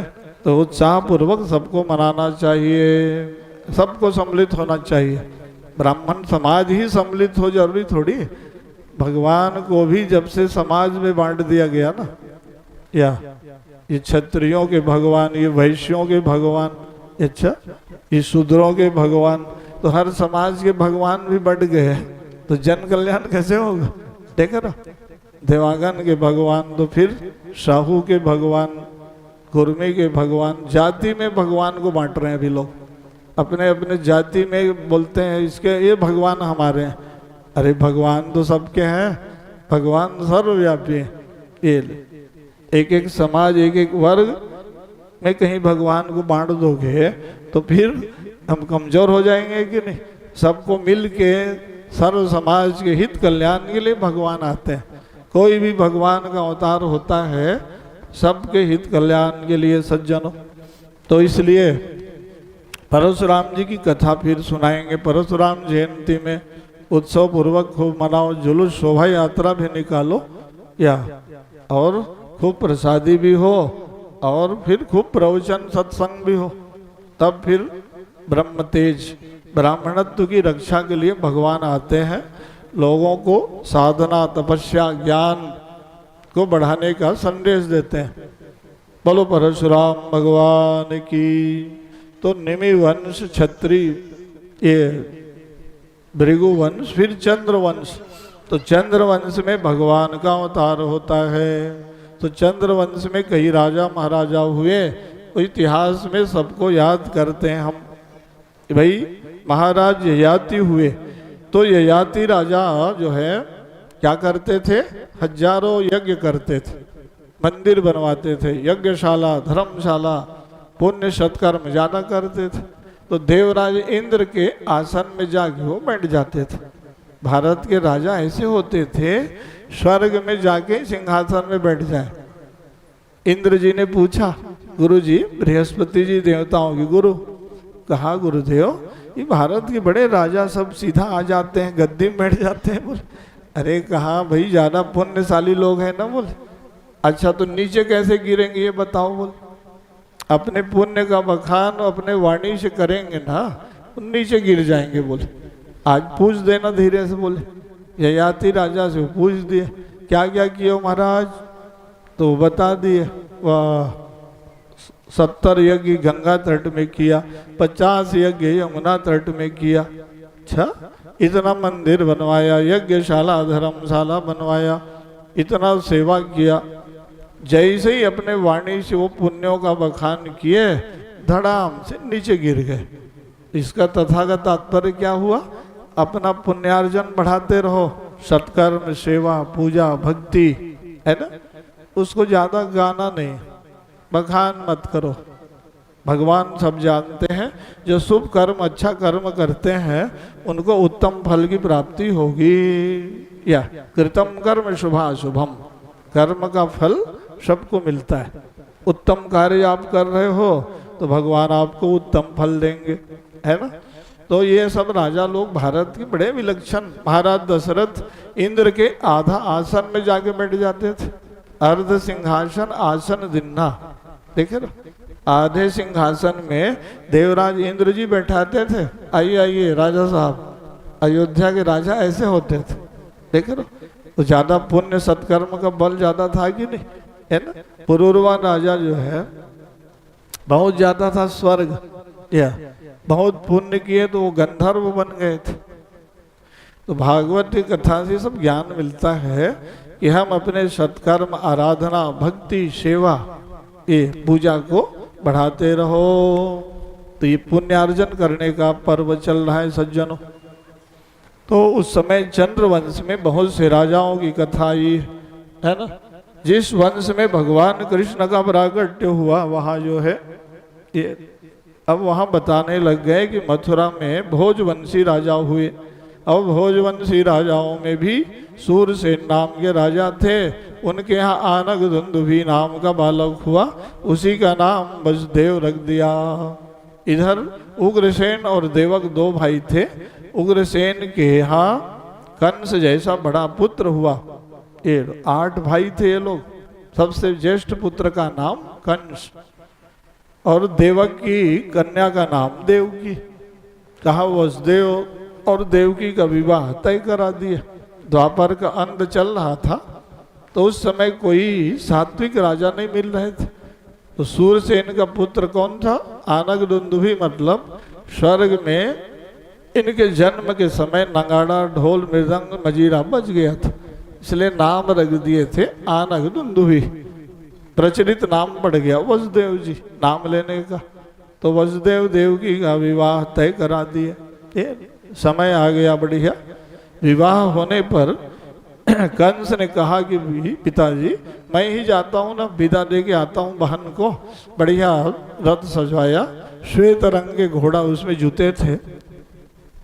कंस बैठ गया, विदा देने गया रहा था तो बीच रास्ता में आकाशवाणी हो गई, अस्या स्वाम अष्टमो गर्भे हन्यताम में सदा बुध।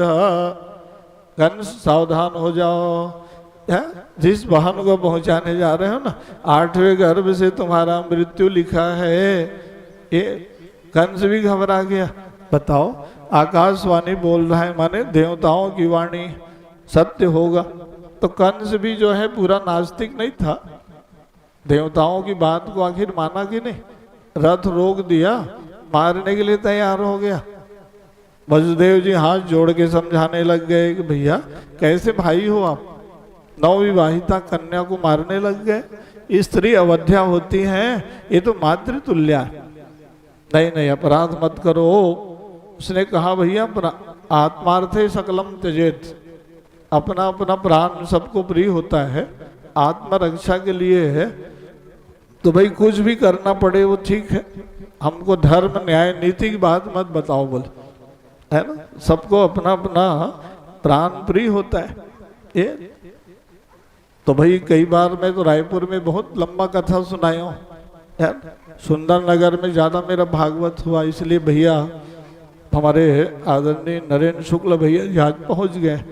वो जान गए थे कि अभी व्यस्तता में कई दिन नहीं आ पाया, आज जाना पड़ेगा। वहाँ अनुपस्थिति लग रहा है सुंदर नगर वालों का करके तो किरण दीदी पहुँच गए आज। ये लोग बहुत भागवत प्रेमी, हमारे ये 25 साल से भागवत ही सुन रहे हैं, ऐसा मत सोचना है। सन 2000 साल में मैं सुंदर नगर में भागवत सुनाया, ये 2025। तो तो 25 साल में लोग 25 भागवत सुन दिए, जान लो। हाँ, जहाँ भागवत हुआ हम रायपुर में हर जगह पहुँचते ही बहुत श्रद्धा से। तो हमारे प्रिय देख लो बंशीधर दीवान जी चांपा से आ गए, रायपुर ही से नहीं, संगीता दीवान और पूरे परिवार बच्चे। तो इनके क्षेत्र में मैं जाते ही रहता हूँ, जांजगीर चांपा नैला शक्ति, ये क्षेत्र जो है इनका गांव है अफरीद, जानते हो। वहाँ भगवान शंकराचार्य जी 3 दिन जाके निवास किए और उस क्षेत्र को धर्म संस्कृति अध्यात्म राष्ट्र से जोड़ने का अभियान चलाओ बोले। तो गांव गांव में शंकराचार्य जी गुरुदेव गए, तो ये लोग वहाँ ना धर्म रक्षा केंद्र के नाम से सब प्रचार करते हैं।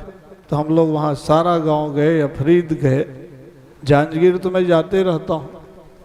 कहाँ गए अभी, रानू बेटियाँ नहीं दिख रही, वो जांजगीर में ही सत्संग करती है, उसका क्षेत्र वो है। वहाँ हम अभी 2-3 बार बड़े बड़े आयोजन में जांजगीर गए, विशाल मंदिरों की स्थापना हुई, कथा सत्संग का आयोजन हुआ है। तो ये सब क्षेत्र तो हम दौरा करते हैं भगवत कृपा से, गुरुदेव का आशीर्वाद। तो मैं क्या बता रहा था कि अपना अपना शरीर सबको प्रिय होता है, ये तो सिद्धांत है नहीं। तो कंस जो है कहा कि भाई आपकी ज्ञान और नीति की बात तो ठीक है? तो कहा ऐसा करो भाई, अभी अपनी बहन को मत मारो भाई, जो प्रथम संतान होगा हम लेके आ जाएंगे आपके पास। बोले उसमें क्या डर है। वसुदेव की बात में आ गए कंस भी, ठीक है बोले। ये 2 वर्ष के अंतराल में पुत्र हुआ, नवजात शिशु बालक को लेके पहुंच गया भैया प्रथम संतान। कंस को भी दया आ गई, छोटे से सुकुमार बालक को देखे ना, अरे कहा इसे क्या डर है, ले जाओ प्रथम संतान है बोले। 8वें गर्भ से डर है ना बोले। या तो नारद जी प्रकट हो गए। भारत के ऋषि मुनि बड़े नीति निपुण होते हैं। देख नारद जी आए, बीना बजाते नारायण नारायण करते, भजन गाते रहते थे वो। या कहा क्या हो रहा है कंस? बोले अरे महाराज ऐसा है, प्रथम संतान वापस भेज रहा था, 8वें संतान से हमको ज्यादा डर है बोले। नारद जी ने कहा कंस भी धार्मिक भक्त बन जाएगा तो कन्हैया आएंगे किसके लिए? बोले ये तो बड़ा धर्म की बात बोलता है। बोले तुरंत अपना अष्टदल कमल बनाए, कहा भाई देवताओं की माया है, कंस नहीं जानते। बोले प्रथम अष्टम हो जाता है, अष्टम प्रथम बन जाता है, जानते नहीं? बोले ये बुद्धि में परिवर्तन आ गया, यही तो है देवी माया है। तो कहते हैं लोग कि संत महात्मा क्या करते हैं? अरे नारद जी एक चुटकी बजाते अपना काम बना दिए। कहा अच्छा तो इसका मतलब मार दो महाराज? बोले देख रहो। नारद जी बोले भैया मैं क्यों बोलूंगा, मारो मत मारो, अब तुम निर्णय लो, अपना बिना बजाए चलते बने, क्योंकि भैया मेरे को भी हत्या में अंश मिल जाएगा। बोले नहीं, अपना काम बनाए चलते बने। कंस ने कहा बुलाओ बुलाओ, वो जो बालक लेके जा रहे हैं ना, ये पटक के मार दिए, बाल हत्या बढ़ गई कि नहीं? पाप बढ़ गया भाई। कंस का अत्याचार बढ़ा था, गौ हत्या बन बढ़ा दिया है नहीं। चारों तरफ मठ मंदिरों की सुरक्षा नहीं थी, पूजा पाठ भजन बंद करा दिया, राम कथा भागवत कथा कोई नहीं गाएगा। बोल यही है आसुरी प्रवृत्ति। जब जब समाज में अनैतिकता और अपराध बढ़ा, भगवान कई रूप बना के भारत देश में आते हैं। इसलिए आते हैं ये जो 7 तत्व है ना पृथ्वी को सब धारण किए हुए हैं सज्जनों। उस दिन मैं श्लोक बोल रहा था ना, गोभीर विप्रैश्य वेदैश्य सतीभि सत्यवादिभि अलुब्धैर दानशीलैश्य सप्तभिर धार्यते मही। ये 7 तत्वों से पृथ्वी हमारा धारित है। इस 7 पर जब संकट आता है ना तो फिर भगवान प्रकट हो जाते हैं। अरे ये तो सब संकट में पड़ गई। बोले गौ माता संकट में है, यज्ञ संकट में है, वैदिक संस्कृति संकट में, विप्र देवता ब्राह्मण संकट में, साधु महात्मा सब संकट में, भगवान फिर प्रकट हो जाते हैं। इसलिए 8 लोगों की सेवा करते रहो। भगवान को ज्यादा किसी को प्रसन्न रखना है, जान ले रहो। गौ माता की सेवा ज्यादा करो, गौ संस्कृति को बचाने में लगे रहो, भगवान की कृपा आपके ऊपर बरसता रहेगा। वेद है, वैदिक सिद्धांत है, वैदिक ब्राह्मण है, इन सब का लोप ना हो जाए, है ना भाई। वेद का लोप हो जाएगा तो आपका ये संस्कृति धर्म परंपरा बचेगा कैसे? जो भी आप पूजा पाठ आज कर रहे हो वेद के ब्राह्मण के द्वारा करते हो। वेद के ब्राह्मण नहीं रहेंगे तो आपका विवाह कौन कराएगा, उपनयन कौन कराएगा, पूजा पाठ कौन कराएगा, श्राद्ध तर्पण पिंडदान कौन कराएगा? बोलो आप। तो वैदिक संस्कृति को बचाने में वैदिक ब्राह्मणों का बड़ा अधिकार है कि नहीं? लोग बोलते हैं ब्राह्मणों की जरूरत ही नहीं महाराज। या आजकल देख रहे हो विकार इतना आ रहा है, अरे ब्राह्मण नहीं रहेंगे तो ब्राह्मणत्व की रक्षा के लिए तो भगवान आते हैं। या पूजा पाठ अपने मन से कर लोगे तो फल नहीं मिलेगा। कुछ लोग भ्रम में है आजकल कि हम भी जनेऊ करा लेंगे, हम भी विवाह पढ़ देंगे, हम भी यज्ञ करा देंगे बोलते हैं, लेकिन फल मिलेगा तब। करा लोगे तो फल से वंचित रहोगे। देखो ये जातिगत आरक्षण वाले ये कहते हैं ब्राह्मणों की जरूरत नहीं है। बोले अरे ब्राह्मण कराएगा तब को आपको यज्ञ का, पूजा पाठ का, उपनयन का, श्राद्ध तर्पण का पुण्य और फल मिलेगा। नहीं जैसे तैसे कराने से नहीं मिलने वाला है। ये ब्राह्मण विरोधी बनने से नहीं होगा।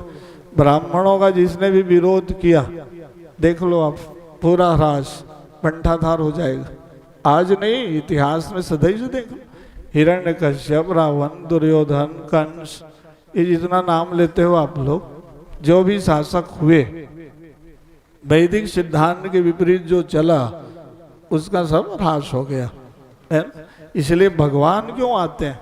भगवान देखते हैं अरे वेद और वैदिक ब्राह्मण, ओहो ऋषि मुनि यज्ञ संत महात्मा सताए जा रहे हैं, ये भगवान इसीलिए फिर प्रकट हो जाते हैं। ये तो ये है सनातन मान बिंदु। हिंदुओं के मान बिंदुओं की रक्षा के लिए सबको रोज प्रार्थना करना चाहिए, रोज संकल्प लेना चाहिए कि हमारे देश में गौ संस्कृति का ज़्यादा संवर्धन हो, वेद और वैदिक संस्कृति का प्रचार हो, सती साध्वी माताओं की हर जगह सुरक्षा हो।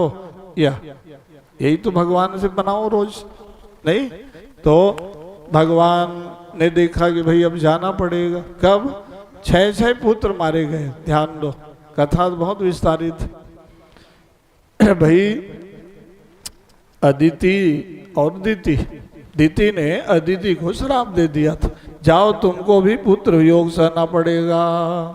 वही अदिति इस जन्म में देवकी बन के आ गई।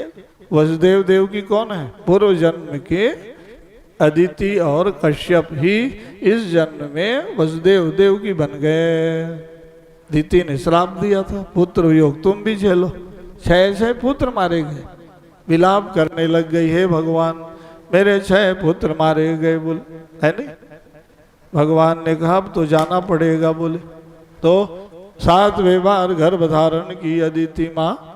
इस बार भगवान ने योग माया के द्वारा आकर्षण करके कहाँ पहुंचा दिया? या रोहिणी माँ के घर में प्रवेश करा दिया। लोग जान ही नहीं पाए, ये तो योग माया की लीला है। 7वें गर्भ नष्ट हो गया बोल दिए। 8वें बार गर्भ धारण की तो इस बार भगवान सतर्क हो गए। देवता सब स्तुति गाने लग गए, है नहीं? भागवत में बढ़िया सुंदर स्तोत्र गाया। सत्यव्रतम सत्य परम सत्यम, सत्यस्य योनिम निहितम सत्ये, सत्यात्मकम त्वाम शरणम प्रपद्ये। कि आप सत्य स्वरूप हो प्रभु, आप सत्य धर्म की रक्षा करने के लिए अवतार लेते हैं। हम लोग संकट में हैं, अब कृपा करो, आप दर्शन देना पड़ेगा। ये जब ज़्यादा स्तुति प्रार्थना करो ना, भगवान प्रसन्न हो जाते हैं। लेकिन प्रार्थना स्तोत्र स्तुति निश्चल भाव से करो, छल कपट रहित होकर भगवान को पुकारना चाहिए। नहीं, भगवान समझ जाते हैं कि इसकी पुकार में सच्चाई कितना है। ये भगवान तुरंत प्रभावित हो गए। अच्छा, महात्मा लोग अब विनम्रता से प्रार्थना किए हैं। अब 8वें गर्भ धारण किए तो कंस ने वसुदेव देवकी को कारागार जेल में बंद करा दिया, ताला बेड़ी फाटक लगवा दिया। ये गहन अंधकार कोठरी में बंद बेचारे भगवान को दया आ गई, अब जाना पड़ेगा, माँ बहुत संकट में। अच्छा, कोठरी में बंद करा दिया कंस। बोल यार अब इसके घर पुत्र बनूंगा बोल दिया हो, यही अवसर है। तो भगवान ने देखा कि भाई बहुत से अवतार गर्मी में, ठंड में, सब ऋतु में होते हैं, वर्षा ऋतु में कम भगवान आए बोले। इसलिए भाद्रपद महीना कृष्ण पक्ष महाअष्टमी तिथि बुधवार दिन रोहिणी नक्षत्र पड़ा था, अर्धरात्रि में भगवान का प्राकट्य होता है। बोलो भक्तवत्सल भगवान की। तो भगवान का प्राकट्य होना क्या है जानते हो? अंधकार को प्रकाश में परिवर्तित कर देना। अर्धरात्रि भगवान क्यों आए? महात्मा लोग बोले भगवान का आना माने अज्ञानकृत अंधकार का निवारण हो जाना। बोले ये भगवान ने कहा पहरेदार सब सो जाओ। कंस ने अपना ड्यूटी में लगाया था ना, पुलिस सेना गुप्तचर सीआईडी सबको भगवान सुला दिए। इस जन्मोत्सव में भक्त लोग जगते हैं या ये लोग क्या जगेंगे? बोले जैसे ही भगवान का प्राकट्य हुआ ना, कमरा प्रकाशित हो गया, दीप्यमान तेज झलकने लग गया।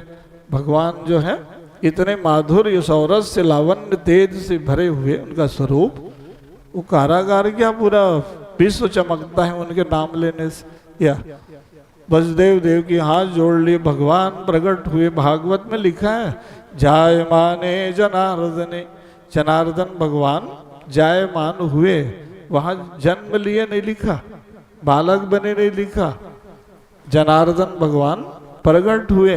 या प्रकट हुए मतलब कैसे प्रकट हुए? तो वहां गाया सुखदेव जी ने, तमद्भुतम बालकमं भुजेक्षणम चतुर्भुजम शंख गदार युधायुधम श्रीवत्सलक्ष्मंगल सौभिकौस्तुभम पीताम्बरम सांद्रपयोद सौभगम। शंख चक्र गदा पद्म लिए, बढ़िया पीताम्बर पहने, भगवान चमकते हुए और बढ़िया स्वरूप बनाया हुआ है ना।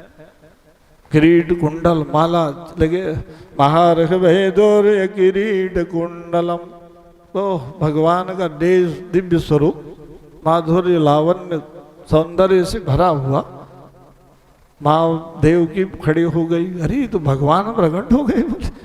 अब वो लोग सोचे थे कि हमारे घर पुत्र बन के आएंगे, या भगवान ने कहा यही तो पुत्र बनना है। माँ बोल अरे भैया तो बेटा बनते हैं तो छोटा सा रूप बनाओ, नन्हा सा। बोले भगवान समझ गए कि माँ क्या चाहती है। पीताम्बर आयुध सब त्यागे, 4 भुजा हम 2 भुजा बनाए, श्यामल स्वरूप, माँ के गोद में भगवान खेलने लग गए।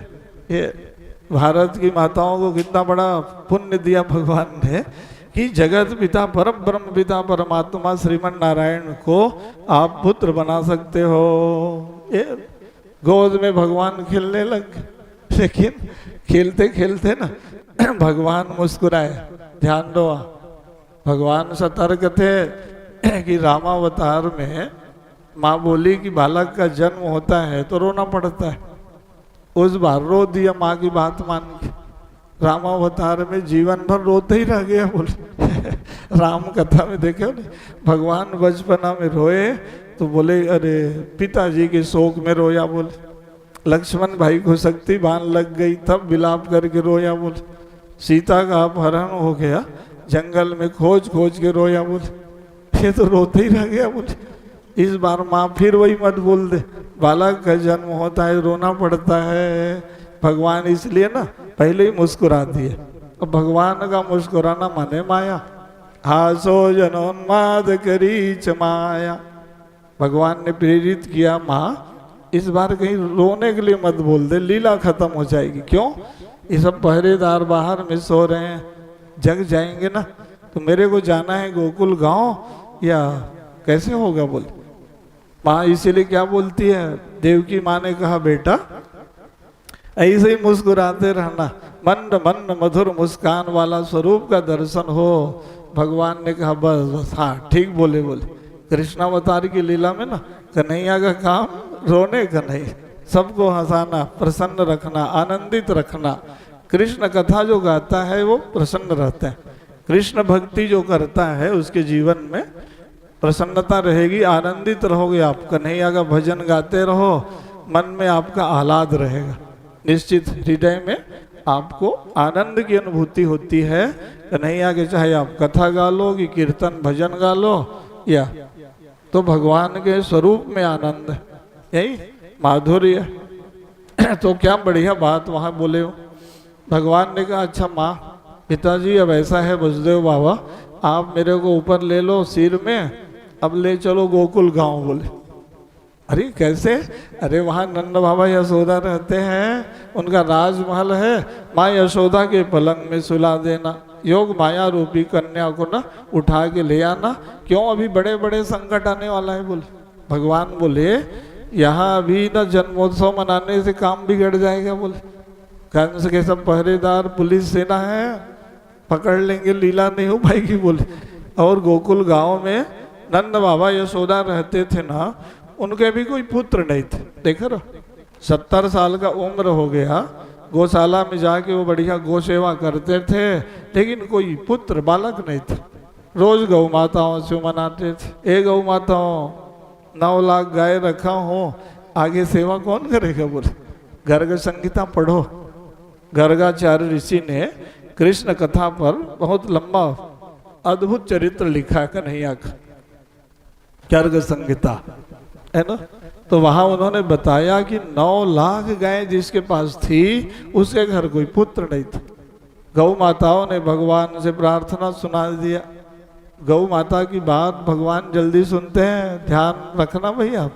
सीधा कन्हैया से वार्ता है उनकी। लोग सोचते हैं कि गाय माता क्या बोलेगी। बोले भगवान से कहा कि प्रभु आपको गोपाल बनना पड़ेगा। नंद बाबा आनंद दिशानंद। नंद कौन होते हैं? जो दूसरों को आनंद और सुख प्रदान करे, वो नंद बाबा बन जाते हैं। दूसरों को सुखी बनाने का प्रयास करते रहो, अपने द्वारा किसी को कोई कष्ट ना मिले। यशोदा माँ कौन है? यश ददाति सा यशोदा, जो यश कीर्ति को बढ़ाए, कृष्ण भक्ति का प्रचार करे, वो यशोदा माँ है। कहा भैया यशोदा माँ के पास जाना है, गोकुल गांव में जाना है। भगवान का प्रेम गांवों के प्रति जाना था कि नहीं? अयोध्या मथुरा तो राजधानी थी, इसलिए भगवान गोकुल की ओर चले। बहुत उनकी लीलाओं में रहस्य ज्यादा है ना। अब क्या है, विश्लेषण व्याख्या करो तो ये कृष्ण कथा तो बहुत विस्तारित है। और वो सबका ध्यान है बच्चों का कि ये आचार्य जी कब प्रवचन बंद करे, नंद उत्सव ही मनवाए। बोले अरे कन्हैया का जन्मोत्सव, लाला को बुलाना मतलब बहुत बड़ी तपस्या है। कन्हैया जानते हो कैसे बालक बन के आए, ये वो कथा बता रहे हैं कि भगवान कैसे माता पिता के घर पुत्र बन के आते हैं और कैसे माता पिता के घर आते हैं। नंद बाबा यशोदा कौन थे? देख रहा 9 लाख गाय की जो सेवा करे, जो कृष्ण भक्ति और कृष्ण प्रचार में लगे रहे, वही तो यशोदा है। भगवान इसीलिए कहा रे इनके घर अब पुत्र बनना है, तो कहा गोकुल में गांव में ज्यादा उस समय क्या है, धर्म संस्कृति सुरक्षित था। राजधानी वाले तो राजा के प्रभाव में आ गए ना ज्यादा, कंस का राजमहल वहीं था। लेकिन ये गोकुल, नंदगांव, बरसानो, ये सब जो गाते हो आप, वहाँ क्या है, नंद बाबा जैसे भक्त रहते थे, तो अपने भक्ति के प्रभाव से ग्रामीण अंचल को धर्म संस्कृति और भगवान के भक्ति से जोड़ के रखे थे। भगवान ने कहा हाँ इसके यहाँ जाने से काम बनेगा। बोले गांव से अभियान चलाएंगे, ग्रामीण अंचल को पहले संघ में बांध दूंगा, फिर कंस के यहाँ फिर चढ़ाई करेंगे। बोले तो इसलिए भगवान गोकुल गए। तो नंद बाबा अपना आनंद से रहते थे, गौ सेवा पे लगे रहते थे। 70 साल हो गए थे। इधर वसुदेव जी ने कहा ठीक है भैया अब आप बोलते हो, अर्धरात्रि है, अंधकार में कहाँ गोकुल जाएंगे। कन्हैया बोले अरे हम तो रहेंगे ना, ऊपर हम रहेंगे, आप चलते रहना बस। बोले चलाने वाले हम, बोले आप मत सोचना कि मैं ले जा रहा हूँ। बोले ध्यान ये तो, बोले चलाने वाले मैं, ऊपर भगवान। सारा भार आप भगवान के ऊपर सौंप दो तो आपका भार वो अपने ऊपर ले लेते हैं। आदमी अपना सारा भार अपने ऊपर रखता है तो भगवान बोलते तुम जानो फिर। बोलते अब सौंप दिया प्रभु चरणों में, क्यों बोलते हो? या?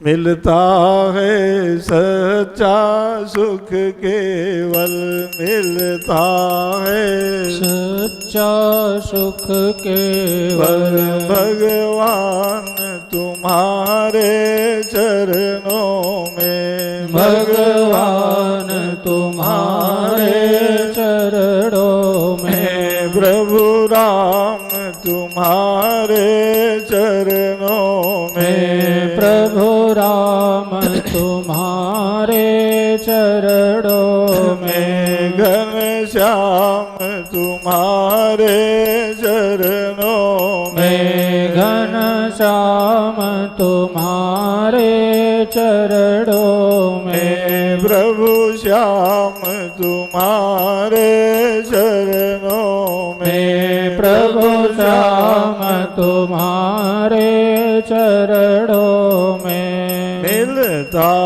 है सच्चा सुख केवल मिलता है सच्चा सुख केवल, भगवान तुम्हारे चरणों में, भगवान तुम्हारे चरणों में, प्रभु श्याम तुम्हारे चरणों में, प्रभु श्याम तुम्हारे चरणों में, चाहे घड़ी घड़ी हो चाहे पल पल हो, चाहे घड़ी घड़ी हो चाहे पल पल हो, पर ध्यान लगे प्रभु चरणों में, पर ध्यान रहे प्रभु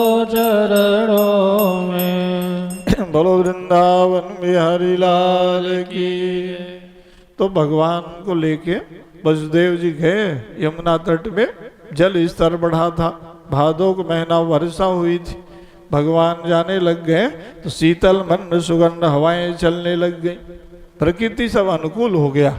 भगवान जब आते हैं तो पंच महाभूत भी प्रसन्न होते हैं, पृथ्वी जल वायु अग्नि और आकाश। उस समय सब प्रदूषित था, भगवान आए तो वहां वर्षा होने लग गई, वर्ष पर्जन्य उपांशु गर्जिता, बादल गरजने लग गया, बिजली चमकने लग गया। वही आकाश मार्ग में सब देवता भगवान का जन्मोत्सव मनाने लग गए। क्यों?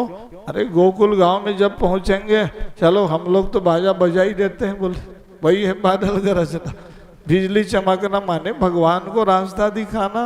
अंधेरी रात था, भगवान जा रहे हैं, प्रकाशित रहना चाहिए मार्ग, बोले वर्षा हुई ना तो शेष ने अपना फन लगा दिया, छत्र तान दिया, शेषोन वगाद्वारी निवारयन फनई, कन्हैया के ऊपर ज्यादा पानी न पड़ जाए, बोले मंदम मंदम जलधरा। भागवत के सब श्लोक में लिखा, वहां बढ़िया आकाश मार्ग में वर्षा होने लग गई, शीतल मंद सुगंध हवाएं चल रही थी। तो यमुना के तट में पहुंचे तो वसुदेव जी घबरा गए, तो भारी बाढ़ आई है, बोले भगवान बोले आप आगे बढ़ो, मैं तो ऊपर में हूँ, बताया हूँ ना, बोले चलने लग गए तो यमुना जी का जल स्तर बढ़ते जाए, पेट भर पानी आ गए। अरे ऐसे में डूब जाएंगे, बोले कहाँ कहाँ, ये कन्हैया की बात मान लिया। बोले यमुना जी क्या है ना, जल स्तर इसलिए बढ़ रहा था कि भगवान का चरण कमल मुझे मिलना चाहिए। भगवान समझ गए, अच्छा तो पैर को अपना छोटा सा नन्हा सा था उसको बड़े बनाए और यमुना जी के जल में डुबा दिए। जैसे ही जल का स्पर्श मिला, यमुना जी का जल घुटना इतना पानी, वसुदेव जी समझ ही नहीं पाए। अनोरणीयान महतो महियान, भगवान छोटे से बड़े बन जाते हैं, बड़े से छोटे हो जाते हैं, इसीलिए वो भगवान या करतुम अकर्तुम अन्यथा करतुम सर्वशक्तिमान, सर्व समर्थ होते हैं भगवान। ये तो आगे बढ़ गए भगवान, कहाँ गोकुल में योग माया रूपी कन्या पलंग में सो रही थी, नंद बाबा के दरवाजे में एक दासी खड़ी थी। ये भगवान के द्वारा कहा ये लील मली कन्हैया को सुला दो, योग माया रूपी कन्या को ले आओ बोले।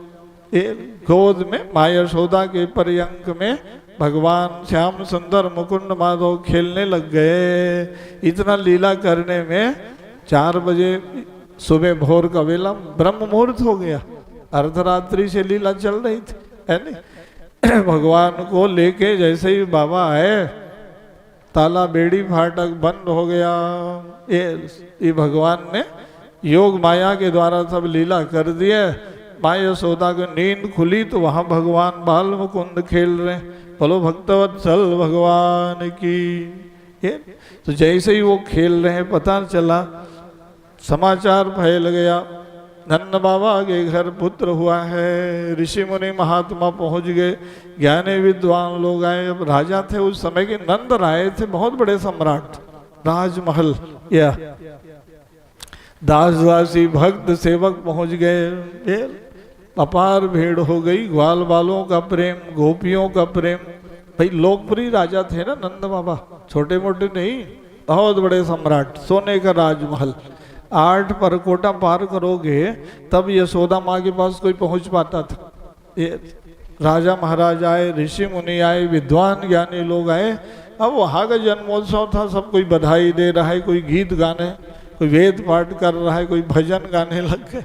भाई चौथेपन में किसी घर पुत्र हो तो कैसा उत्सव मनाते हो आप बताओ। और पुत्र नहीं, जगत बालक ही बालक बन गए।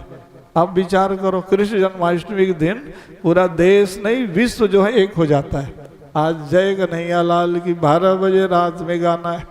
बच्चे से लगा के वृद्ध तक हर आदमी उस दिन जगते रहता है। विचार करो आप, बच्चे लोग जगते हैं कि हमको टॉफी चॉकलेट मिलेगा आज 12 बजे रात को, बिस्किट पंजरी पंचामृत पाना है। हर मंदिर में हजारों लाखों लोग क्यों जाते हैं कि जगत पिता परमात्मा नारायण भगवान आज हमारे घर पुत्र बन के आ रहे हैं। तो भागवत कथा जब होती है ना, तो प्रांगण जो है गोकुल बन जाता है। मथुरा वृंदावन ब्रज धाम हमारा ये भागवत कथा स्थल भी प्रणगर का। विष्णु मंगलम नहीं, आप सब गोकुल में बैठे हो। गो माने इंद्रियां, कुल माने समूह। इंद्रियों के समूह का नाम ही गोकुल। आप भी अपने हृदय में कन्हैया को बुला सकते हो। गोकुल बनाना पड़ेगा ना। गोकुल मतलब सारे इंद्रियों को भगवान की भक्ति और सेवा में जो लगा देते हैं, कन्हैया वहाँ खेलने लगते हैं। यही है भगवान का पुत्र बनना।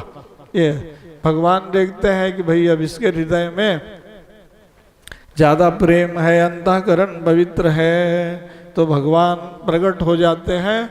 तो कन्हैया प्रकट हुए तो वहाँ ग्वाल वालों का टीम पहुँच गया, गोपियाँ पहुँच गई है, यशोदा माँ की सखियाँ सहेलियाँ पहुँच गई। शुभकामना और बधाई देने लग गए। जो जिसके पास बैठा था भूल गए लोग, देहाध्यास भूल जाना। भगवान की भक्ति में अपने आप को भूल जाना ही तो नंद महोत्सव मनाना है ना। तो उस उत्सव में देवता लोग भी आए, सब भगवान आए और महा महोत्सव में सब सम्मिलित हो गए। यहाँ भी सब देवता हैं, आप हम भले देख नहीं पा रहे हैं, लेकिन भगवान कन्हैया के महा महोत्सव में लोक लोकांतरों से सब देवता प्रकट हो जाते हैं। शंकर भगवान आए थे कि नहीं? तब तो गीत भजन में आप लोग गाते हो, देखो रे बाला जोगी द्वार तुम्हारे आयो है, सिर पर जटा जटा पर गंगा। महादेव भगवान शंकर जी आए, कहा हमको भी सम्मिलित होना है महोत्सव में। बोल द्वार में सब बट रहा था, हीरा पन्ना पुखराज, आप ले जाओ। सोचे कोई महात्मा है समझे। शंकर भगवान डमरू बजाते त्रिशूल लिए बाघम्बर ओढ़े पहुंच गए। अब पहचाने मत कि मैं शिव जी हूँ, बोले ऐसा रूप बनाए है ना। अरे हम कुछ लेने नहीं आए हैं भैया, बोले तब अरे वो बालक का जो जन्म हुआ है ना, दर्शन करा दो बस। बोले हम दर्शनार्थी हैं भैया। बोले अच्छा। अब माताओं का प्रेम तो जानते हो। वर्षा हुई थी भादों का महीना, वाह कहाँ बालक को दिखा देंगे जी ला के इनको। बोले ये शिव जी अपना आसन लगाए बैठ गए, मंत्र पढ़े जैसे बोलने लग गए। कन्हैया जान गए, पलंग में सोए सोए नीलमणि बाल मुकुंद भगवान रोने लग गए।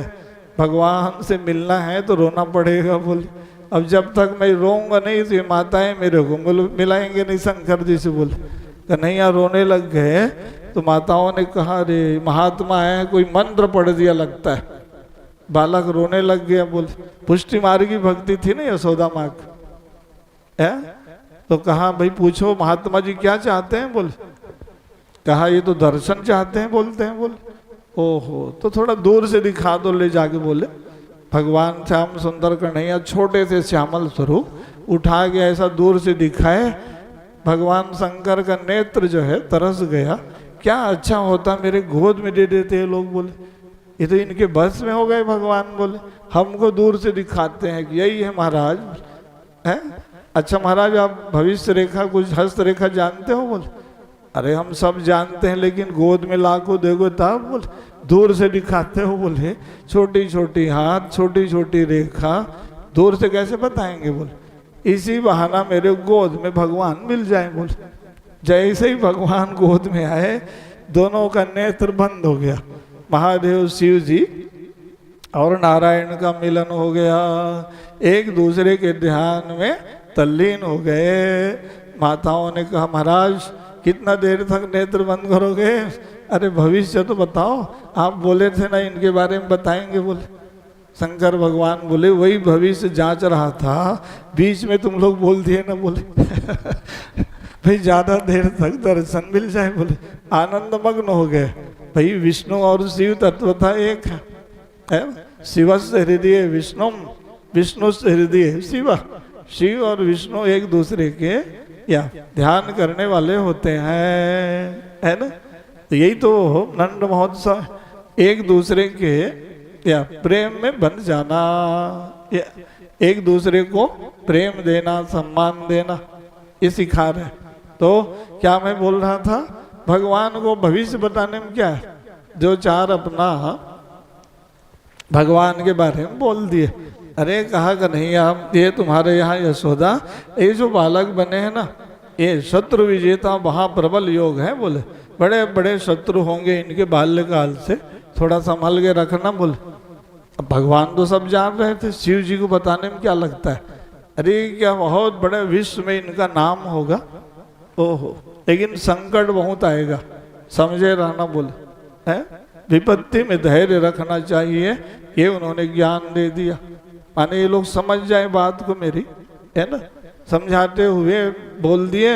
और जब शंकर भगवान निकले न दर्शन करके, तो वहाँ नंद महोत्सव चल रहा था। शिव जी से नहीं रहा गया, फिर अपने दूत भूतों के साथ थोड़ा ठुमक के शिव तांडव करके दिखाई दिए। ये लोग समझ जाए कि शंकर भगवान आ जाए थे। माने ये कोई सामान्य बालक नहीं है भैया, इनके महोत्सव में तो महादेव शिव जी आ गए। बोले एक झलक दर्शन कराए, भगवान अंतर ध्यान हो गए। बोलो शंकर भगवान की। तो ये भगवान का महामहोत्सव है। आप लोग भी आज सम्मिलित हुए हो। बहुत से बच्चों के जन्मदिन में आप जाते हो, क्या बच्चों का वर्षगांठ मनाते हो, उत्सव पूर्वक मनाते हो। कल ही मैं बताया था ना, भारतीय संस्कृति की परंपरा के अनुसार मनाया करो, है ना। उत्सव मनाओ, महोत्सव मनाओ, अपनी परंपरा के अनुसार मनाओ, है ना। पाश्चात्य संस्कृति के अंधानुकरण करके मत मनाओ। या भगवान का जन्मोत्सव कैसे हुआ था, पंजरी पंचामृत दूध दही रबड़ी मलाई, या कन्हैया के जन्मोत्सव में क्या व्यापक तैयारी थी उनकी। यही वहाँ 9 लाख गाय थे जिसके घर में, खूब दही लूट करो, खूब पंचामृत बांटो, है ना। खूब बढ़िया से मक्खन खिलाओ लोगों को। तो अभी के लोग क्या खिलाते हो, बच्चे कहाँ भाग गए सब। वो कहते हैं च्वाइमिंग पास्ता लाओ महाराज। बोले मैगी बनाना है, अरे बढ़िया चीज़ खिलाओ पिलाओ, है। तो कन्हैया की सब बातें हैं। चलो समय हो गया है आज के नंद महोत्सव में, इसलिए बहुत से लोग आए हो आप दूर दूर से। हमारे परम प्रिय देख लो निशांत भाई जी पहुंच गए, भागवत कथा के बहुत प्रेमी आदमी।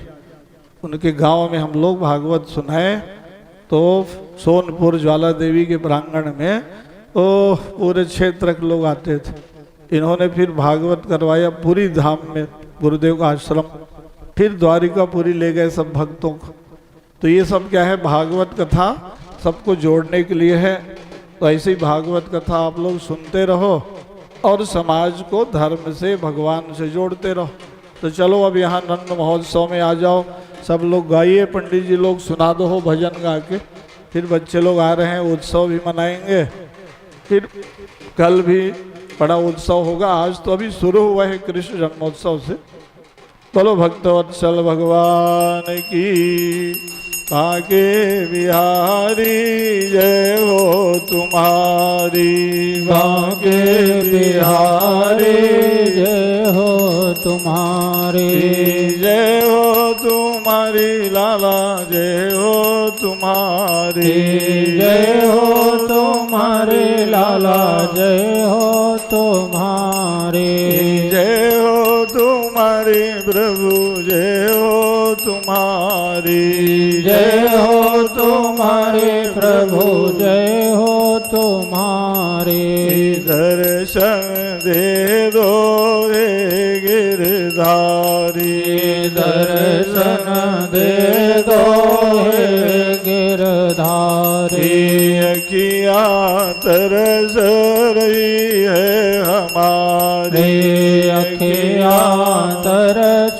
रही है हमारे, बांके बिहारी जय हो तुम्हारे, बांके बिहारी जय हो तुम्हारे, जय हो तुम्हारी लाला जय हो तुम्हारी, जय हो तुम्हारे लाला जय हो तुम्हारे, जय हो तुम्हारी प्रभु जय हो तुम्हारी, जय हो तुम्हारे प्रभु जय हो तुम्हारे, दर्शन दे दो रे गिरधारी, दर्शन दे दो हे गिरधारी, अखिया तरस रही है हमारी, अखियाँ तरस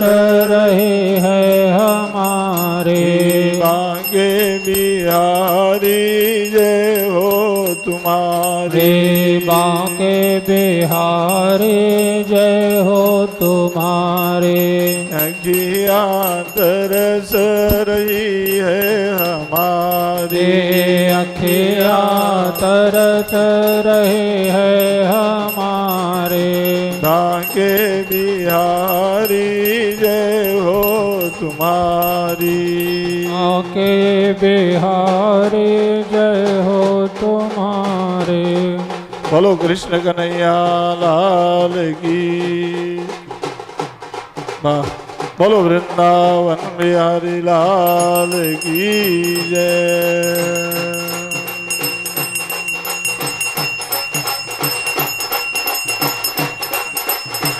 अच्छा बाल मुकुंद जी है बढ़िया।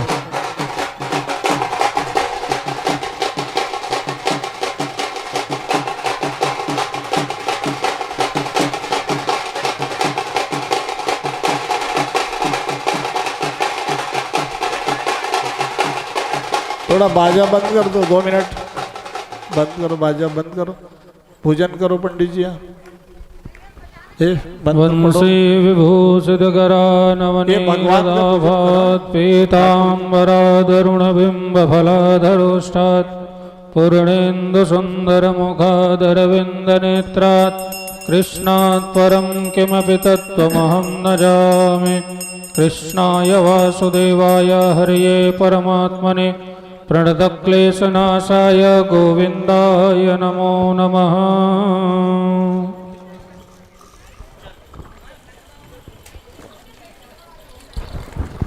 हरि ओं सहस्रशीर्षः पुरुषः सहस्राक्षः सहस्रपादः शभूमिगुं सर्वदृष्टवादतिष्ठदशाङ्गुलं पुरुष एवेदगुं सर्वं यद्भूतं यच भाव्यं उदामृतत्वशेषानो जदन्नेनातिरोहति एतावान् समहिमा दोजायांश पूरुषपादोऽस्य विश्वाभूतानि त्रिपादशामृतं दिवि त्रिपादोर्ध्वोदयत्पूर्वपादोत्सेह भवत् पुनः ततो विश्वङ्ग्रामशासनानतने अभि तदभिराडजायत विराजोवति पूरुष सजातो अतिरचत पश्चात् भूमिमथो पुरः तस्मात् ज्ञात सर्वभूतः समृतं मृगदाज्यम् पशुस्ताचक्रे वायव्यानारण्यग्राम्यश्रये बोले पाल कृष्ण भगवान के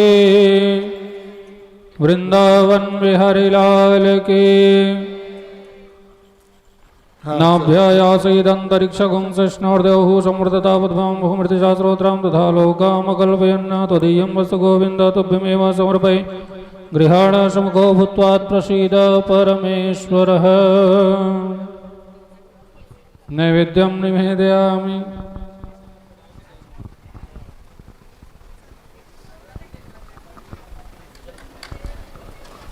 आप सब भी बालकृष्ण भगवान की यहाँ मूर्ति है और सजीव झांकी भी है, दर्शन प्राप्त करते जाएं और न्यौछावर भी अर्पित करते जाएं, क्योंकि लौकिक जगत में जब आप जन्मोत्सव बड़े ही धूमधाम से मनाते हैं तो बड़े ही न्यौछावर लुटाते हैं। आज तो भगवान श्री कृष्णचंद्र जी का जन्मोत्सव है, तो उत्सव के साथ न्यौछावर अर्पित करते हुए सभी उत्सव मनाते जाइए।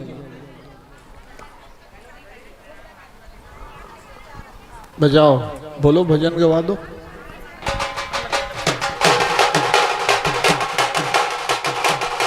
गाइए, बजा दो बेटू, मिला के बजाओ। ये गा रहे हैं वैसे बजाओ इनके साथ, सब लोग गाइए। बोले बाके बिहारी लाल के प्रगटे से कुंवर कन्हैया गोकुलपुर बाजे बधैया। प्रगटे श्री कुंवर कन्हैया गोकुलपुर बाजे बधैया। जन्मे कृष्ण कन्हैया गोकुलपुर बाजे बधैया। प्रगटे कृष्ण कन्हैया गोकुलपुर बाजे बधैया। बाजे बधैया हो बाजे सहनैया। बाजे बधैया हो बाजे सहनैया। बाजे बधैया हो बाजे सहनैया। बाजे बधैया हो बाजे सहनैया। जन्मे कृष्ण कन्हैया गोकुलपुर बाजे बधैया। जन्मे कृष्ण कन्हैया गोकुलपुर बाजे बधैया। प्रगटे कुंवर कन्हैया गोकुलपुर बाजे बधैया। प्रगटे कुंवर कन्हैया गोकुलपुर बाजे बधैया। कौन लुटावे अन धन सुनवा। कौन लुटावे अन धन सुनवा। कौन लुटावे धेनु गैया गोकुलपुर बाजे बधैया। कौन लुटा धेनु गैया गोकुलपुर के बधैया। प्रगटे कृष्ण कन्हैया गोकुलपुर बाजे बधैया। प्रगटे कृष्ण कन्हैया गोकुलपुर बाजे बधैया। जन्मे कृष्ण कन्हैया गोकुलपुर बाजे बधैया। मैया लुटावे अन धन सुनवा। मैया लुटावे सुनवा। मैया लुटावे अन धन सुनवा। मैया लुटावे अन धन सुनवा। बाबा लुटावे धेनु गैया गोकुलपुर। बाबा लुटा इनु गैया गोकुलपुर बाजे बधैया। प्रगटे कृष्ण कन्हैया गोकुलपुर बाजे बधैया। जन्मे कृष्ण कन्हैया गोकुलपुर बाजे बधैया। नंद घरा नंद भयो सही बोलेंगे। जय कन्हैया लाल। नंद घरा नंद बोलो। माइक में बोलो। आप लोग चॉकलेट लेने के उत्सुक है लग रहा है नहीं? चॉकलेट लेने के उत्सुक है, भजन गाने के उत्सुक नहीं है। सब ध्यान उधरी है। सभी लोग बोलेंगे नंद घरा नंद भयो। जय कन्हैया लाल की। नंद घरानंद भयो जय कन्हैया लाल की नंद घरानंद भयो जय कन्हैया लाल की नंद घरानंद भयो जय कन्हैया लाल के हाथे दिने घोड़ा दिने और दिनों पाल की हाथे दिने घोड़ा दिने और दिनों पाल की नंद घरानंद भयो जय कन्हैया लाल के नंद घरानंद भयो कन्हैया लाल के हाथे दिने घोड़ा दिने और दिनों पाल के हाथे दिने घोड़ा दिने और दिनों पाल की प्रगटे कुंवर कन्हैया गोकुलपुर बाजे बधैया प्रगटे कुंवर कन्हैया गोकुलपुर बाजे बधैया जन्मे कृष्ण कन्हैया गोकुलपुर बाजे बधैया जन्मे कृष्ण कन्हैया गोकुलपुर बाजे बधैया बाजे बधैया जी बाजे सहनैया बाजे बधैया जी बाजे सहनैया बाजे बधैया जी बाजे सहनैया बाजे बधैया जी बाजे सहनैया प्रगटे कुंवर कन्हैया गोकुलपुर बाजे बधैया प्रगटे कुंवर कन्हैया गोकुलपुर बाजे बधैया जन्मे कृष्ण कन्हैया गोकुलपुर बाजे बधैया जन्मे कृष्ण कन्हैया गोकुलपुर बाजे बधैया प्रगटे कुंवर कन्हैया गोकुलपुर बाजे बधैया प्रगटे कुंवर कन्हैया गोकुलपुर बाजे बधैया बोले वृंदावन बिहारी लाल की जय बोलो बाके बिहारी लाल की किसके बाला श्री बाल कृष्ण लाल की जय बहुत अच्छा खुश आदमी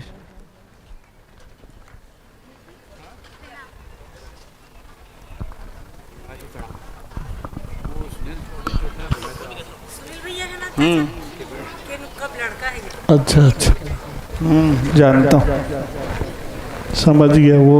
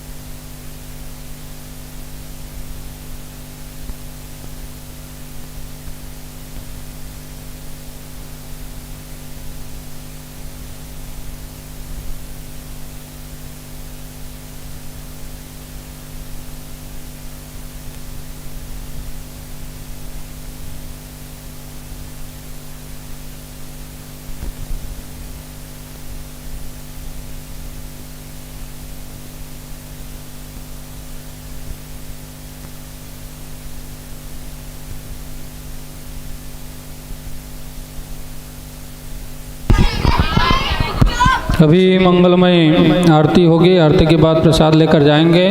और माताओं में और कोई यदि सोहर गीत गाने के इच्छुक हैं तो बताइए, माइक ले लीजिए, यहाँ से सोहर गीत आप गाइए।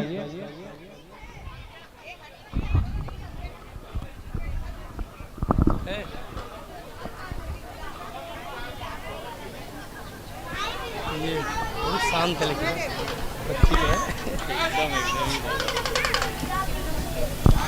मुंह बनाते लेकिन वो धीरे धीरे हाँ वो तो मुंह बना रही है। बोलो बाके बिहारी लाल की जय। हाँ उधर दे उधर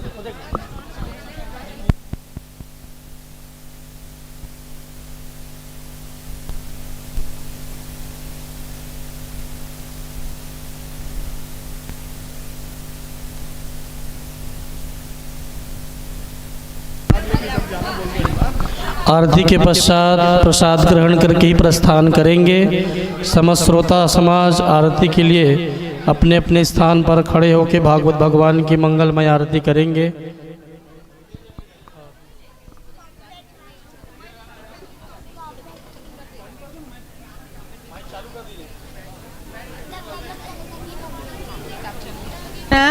कन्हैया अवध में बाजे बधैया, मथुरा में जन्मे कन्हैया, गोकुल में बाजे बधैया। लालन लालन लसुदा बोले, लालन लालन लसुदा।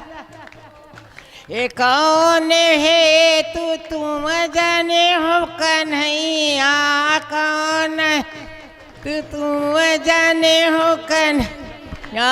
आजा आजा कन्हैया में बाजे बधैया, सोहर गावे नहीं वध में बाजे बधैया।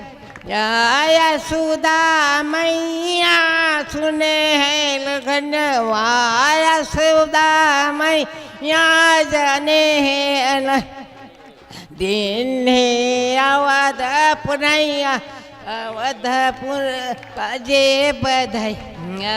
दिन है हाँ नाक बनैया, अवध बाजे बधैया। लन हो कुल समझे, लालन लालन।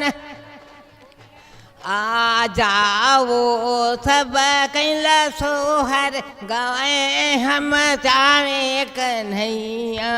आओ सोहर गाए, मन मन बाजे कन्हैया। जय श्री माता गावे कन्हैया, जय श्री। बोलो बाके बिहारी लाल की, आज के आनंद की।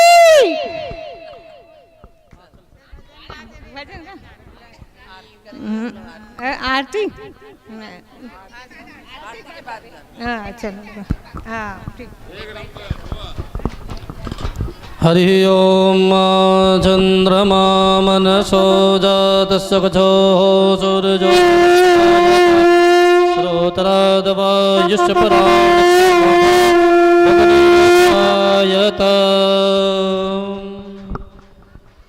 श्री बांके बिहारी तेरी आरती गाऊं, श्री बांके तेरी आरती गाऊं। हे मदन मोहन तेरी आरती गाऊं, हे मदन मोहन तेरी आरती गाऊं।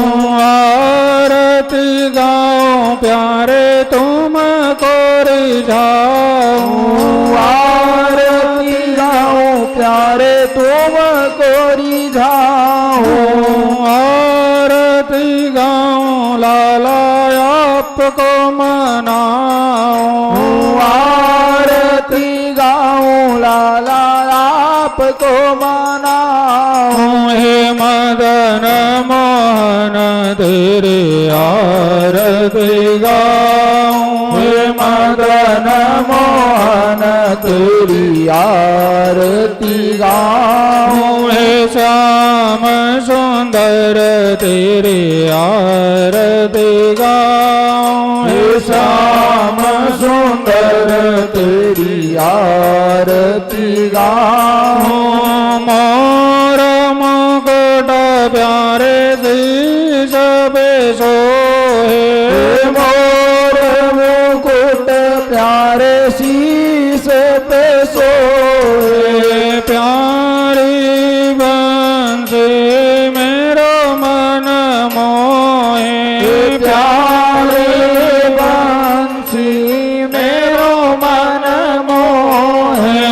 देख जवे बलिहारी में जाऊं, देख छवि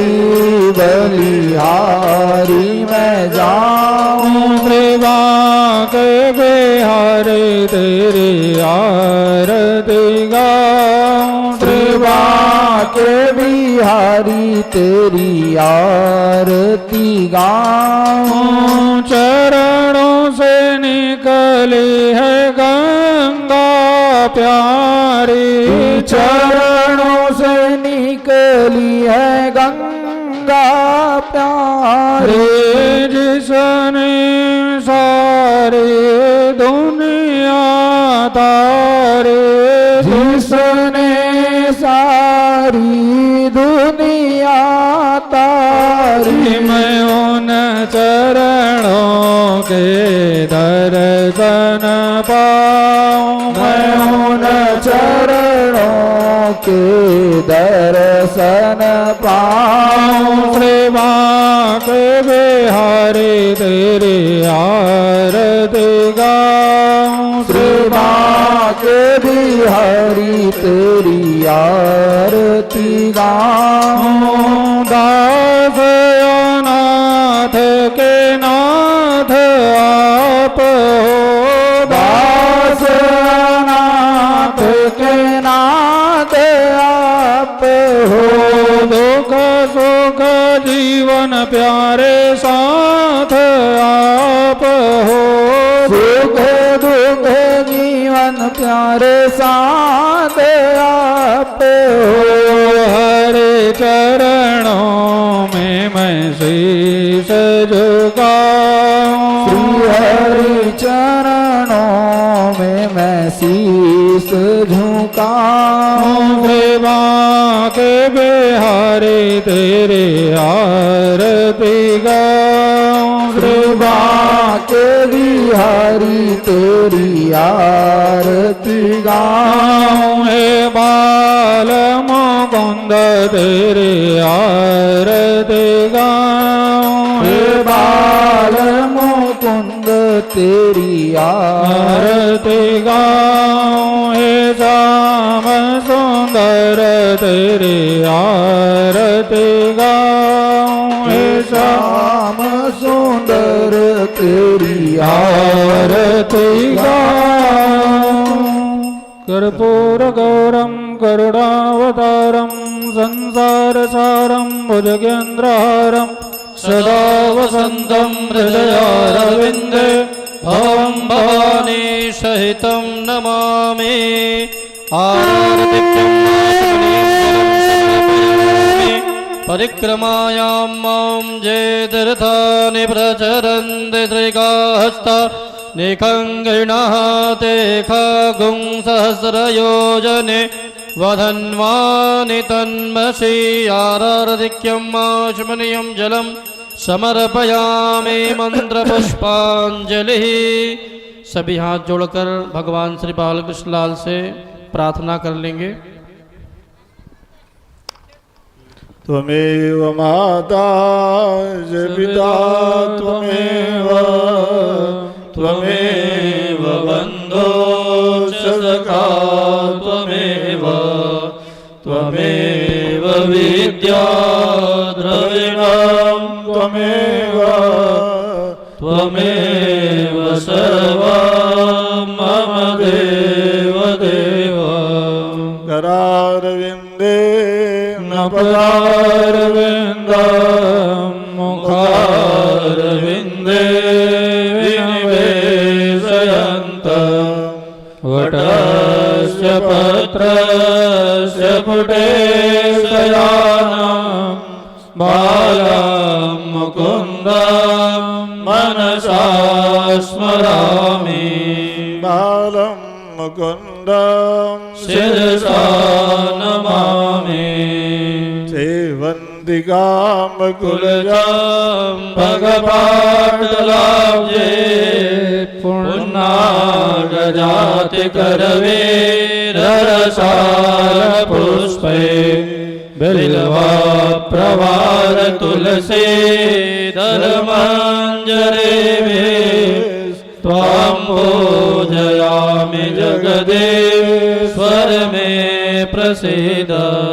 कायेन वाचा मनसेन्द्रियैर्वा बुद्ध्या आत्मनावानुसृता स्वभावा करोमि अद्य सकलं परस्मै नारायणायेति समर्पयामि। जानामि पूजनमहं न हि शास्त्रसिद्धं शक्तिस्तु ते परिचिता मम सर्वतस्य पुष्पाञ्जलिर्भगवत शरणाब्जयोस्ते सञ्जीयते प्रतिगृहाणविचेज्य दोषान् नाना सुगन्धि पुष्पाणि यथा कालोद्भवानि च पुष्पाञ्जलिर्मया दत्तं गृहाणां परमेश्वर मन्त्रपुष्पाञ्जलिं समर्पयामि। श्रीपुराणपुरुषोत्तमाय बालकृष्णाय नमः।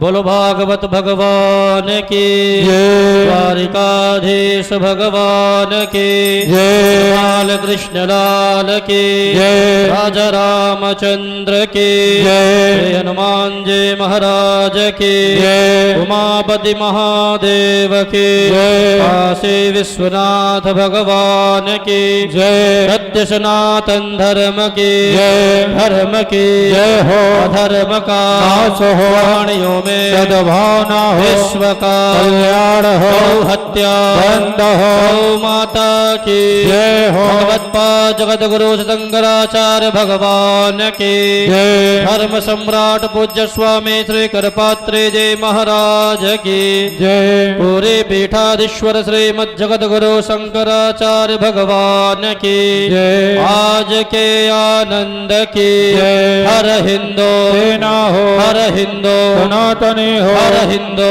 सेना हो। हर हिंदू सनातनी हो। भारत भव्य बनाएंगे हम हिंदू राष्ट्र बनाएंगे। हम भारत भव्य बनाएंगे हम हिंदू राष्ट्र बनाएंगे। हम भारत भव्य बनाएंगे हम हिंदू राष्ट्र बनाएंगे। शिव शंकर प्रलयंकर शिव शंकर प्रलयंकर शिव शंकर प्रलयंकर नमः पार्वती पतये हर हर महादेव।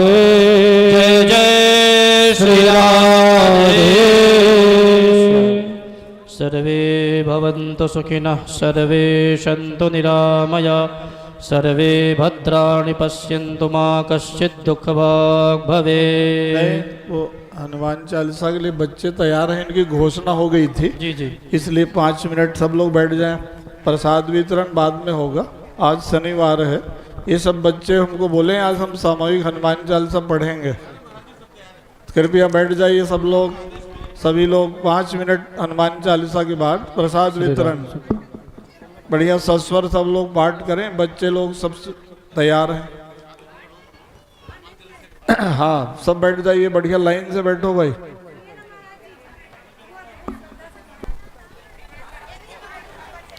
अरे नहीं बुआ, बधाई गीत सुनाइए, मेरे तरफ से भेंट दे दो उनको। ये लो प्रसाद, मैं ले लिया, बोलो दो दो दो दो।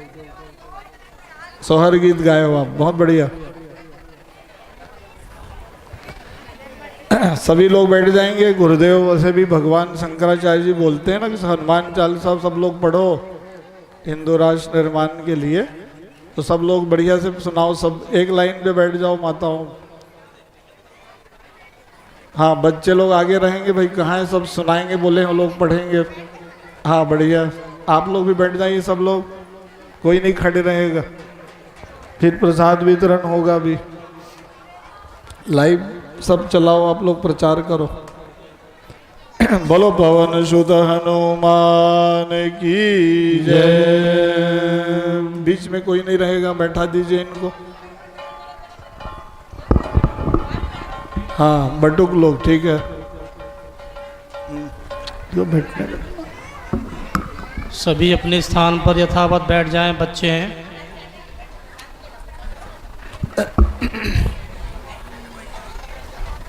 अभी किसी को आना नहीं है।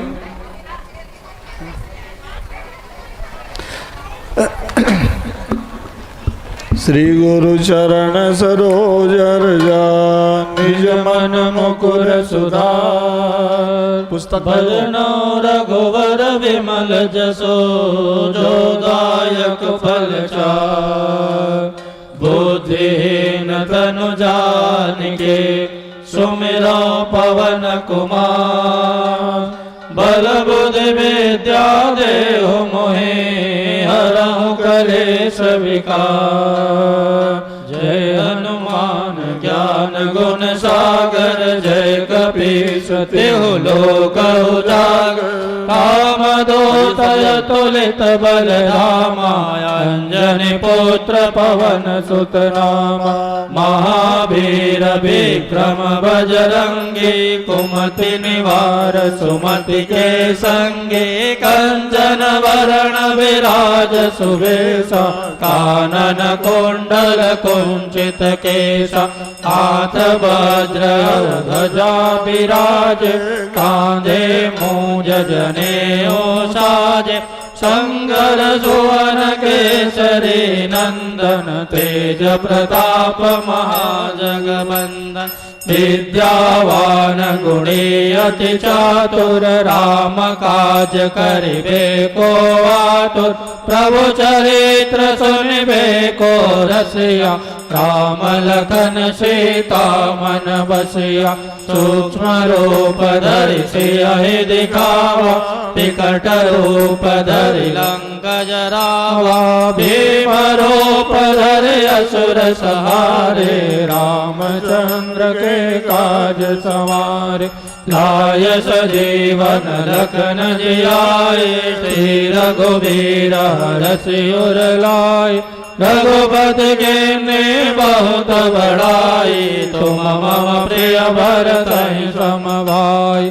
सहस बदन तुम रोजस गावे तस कहीं श्रीपति कंठ लगावे। सनकादिक ब्रह्मादि मुनीसा नारद सारद सहित अहिसा।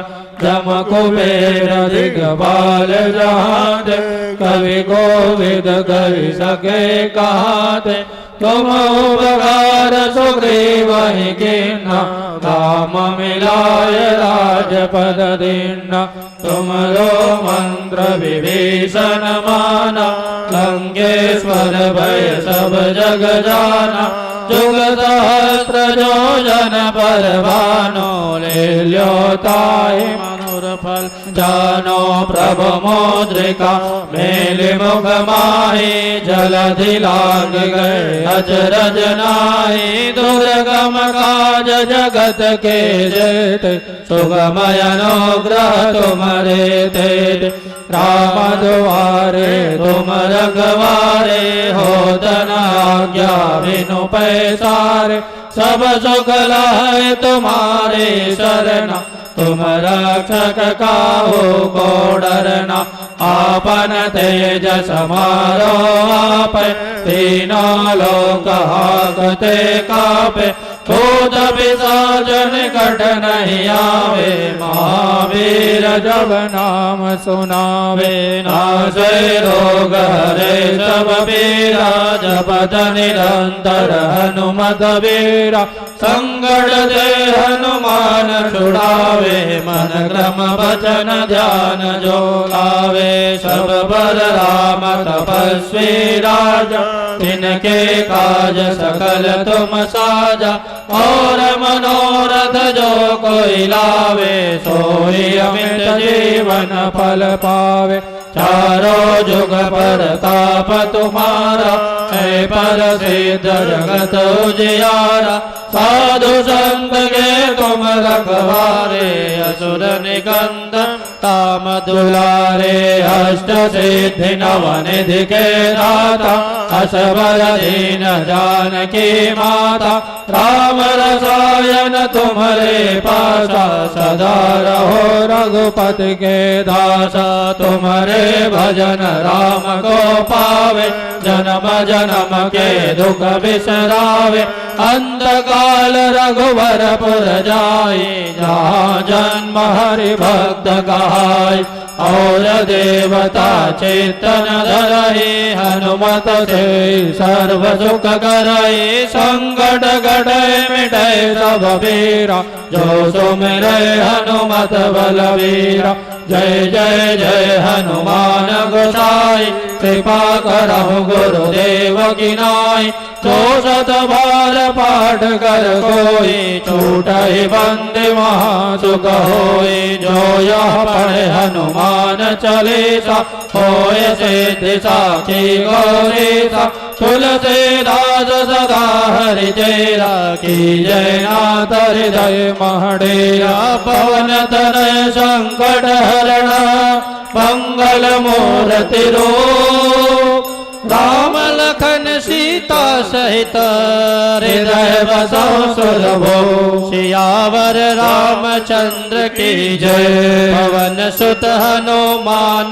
की जय उमापति महादेव की जय बोलो रे भाई सब संतन की जय बोलो रे भाई सब भक्तन की जय। बहुत बढ़िया। सब बच्चे ऊपर आ जाओ, जो आगे बैठे हो प्रसाद आप लोगों को पहले मिलेगा। बाल गोपाल ऊपर।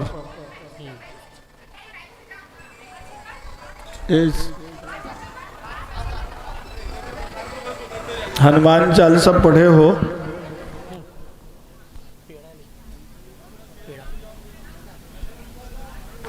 लाइन से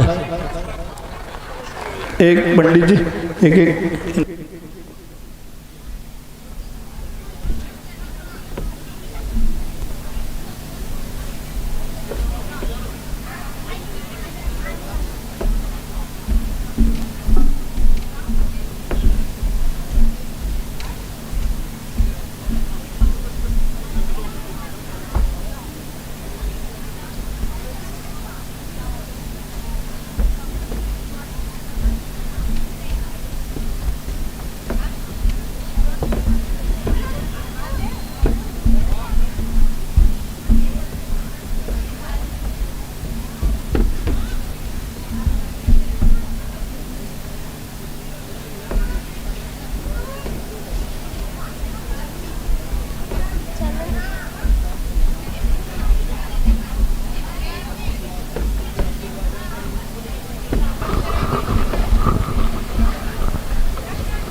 बोले वृंदावन बिहारी लाल की जय। हमारे आज के कथा में प्रमुख श्रोता के रूप में आए हुए आदरणीय श्री नरेंद्र शुक्ला जी व्यास पीठ पर आकर के आशीर्वाद ग्रहण करें, एवं उत्तम शर्मा जी, निशांत भैया जी और बद्रीधर दीवान जी जो चापा से आए हुए हैं, आप भी यहाँ आकर के व्यासपीठ पर हमारी किरण दीदी जी,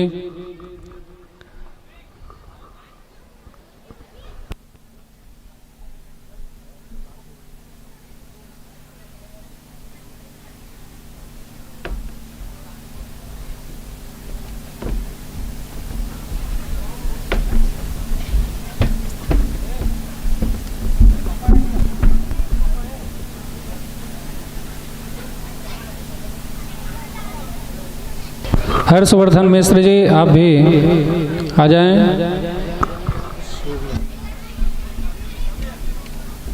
शुभ लक्ष्मी शर्मा जी आप भी व्यासपीठ पर आकर आशीर्वाद प्राप्त करें।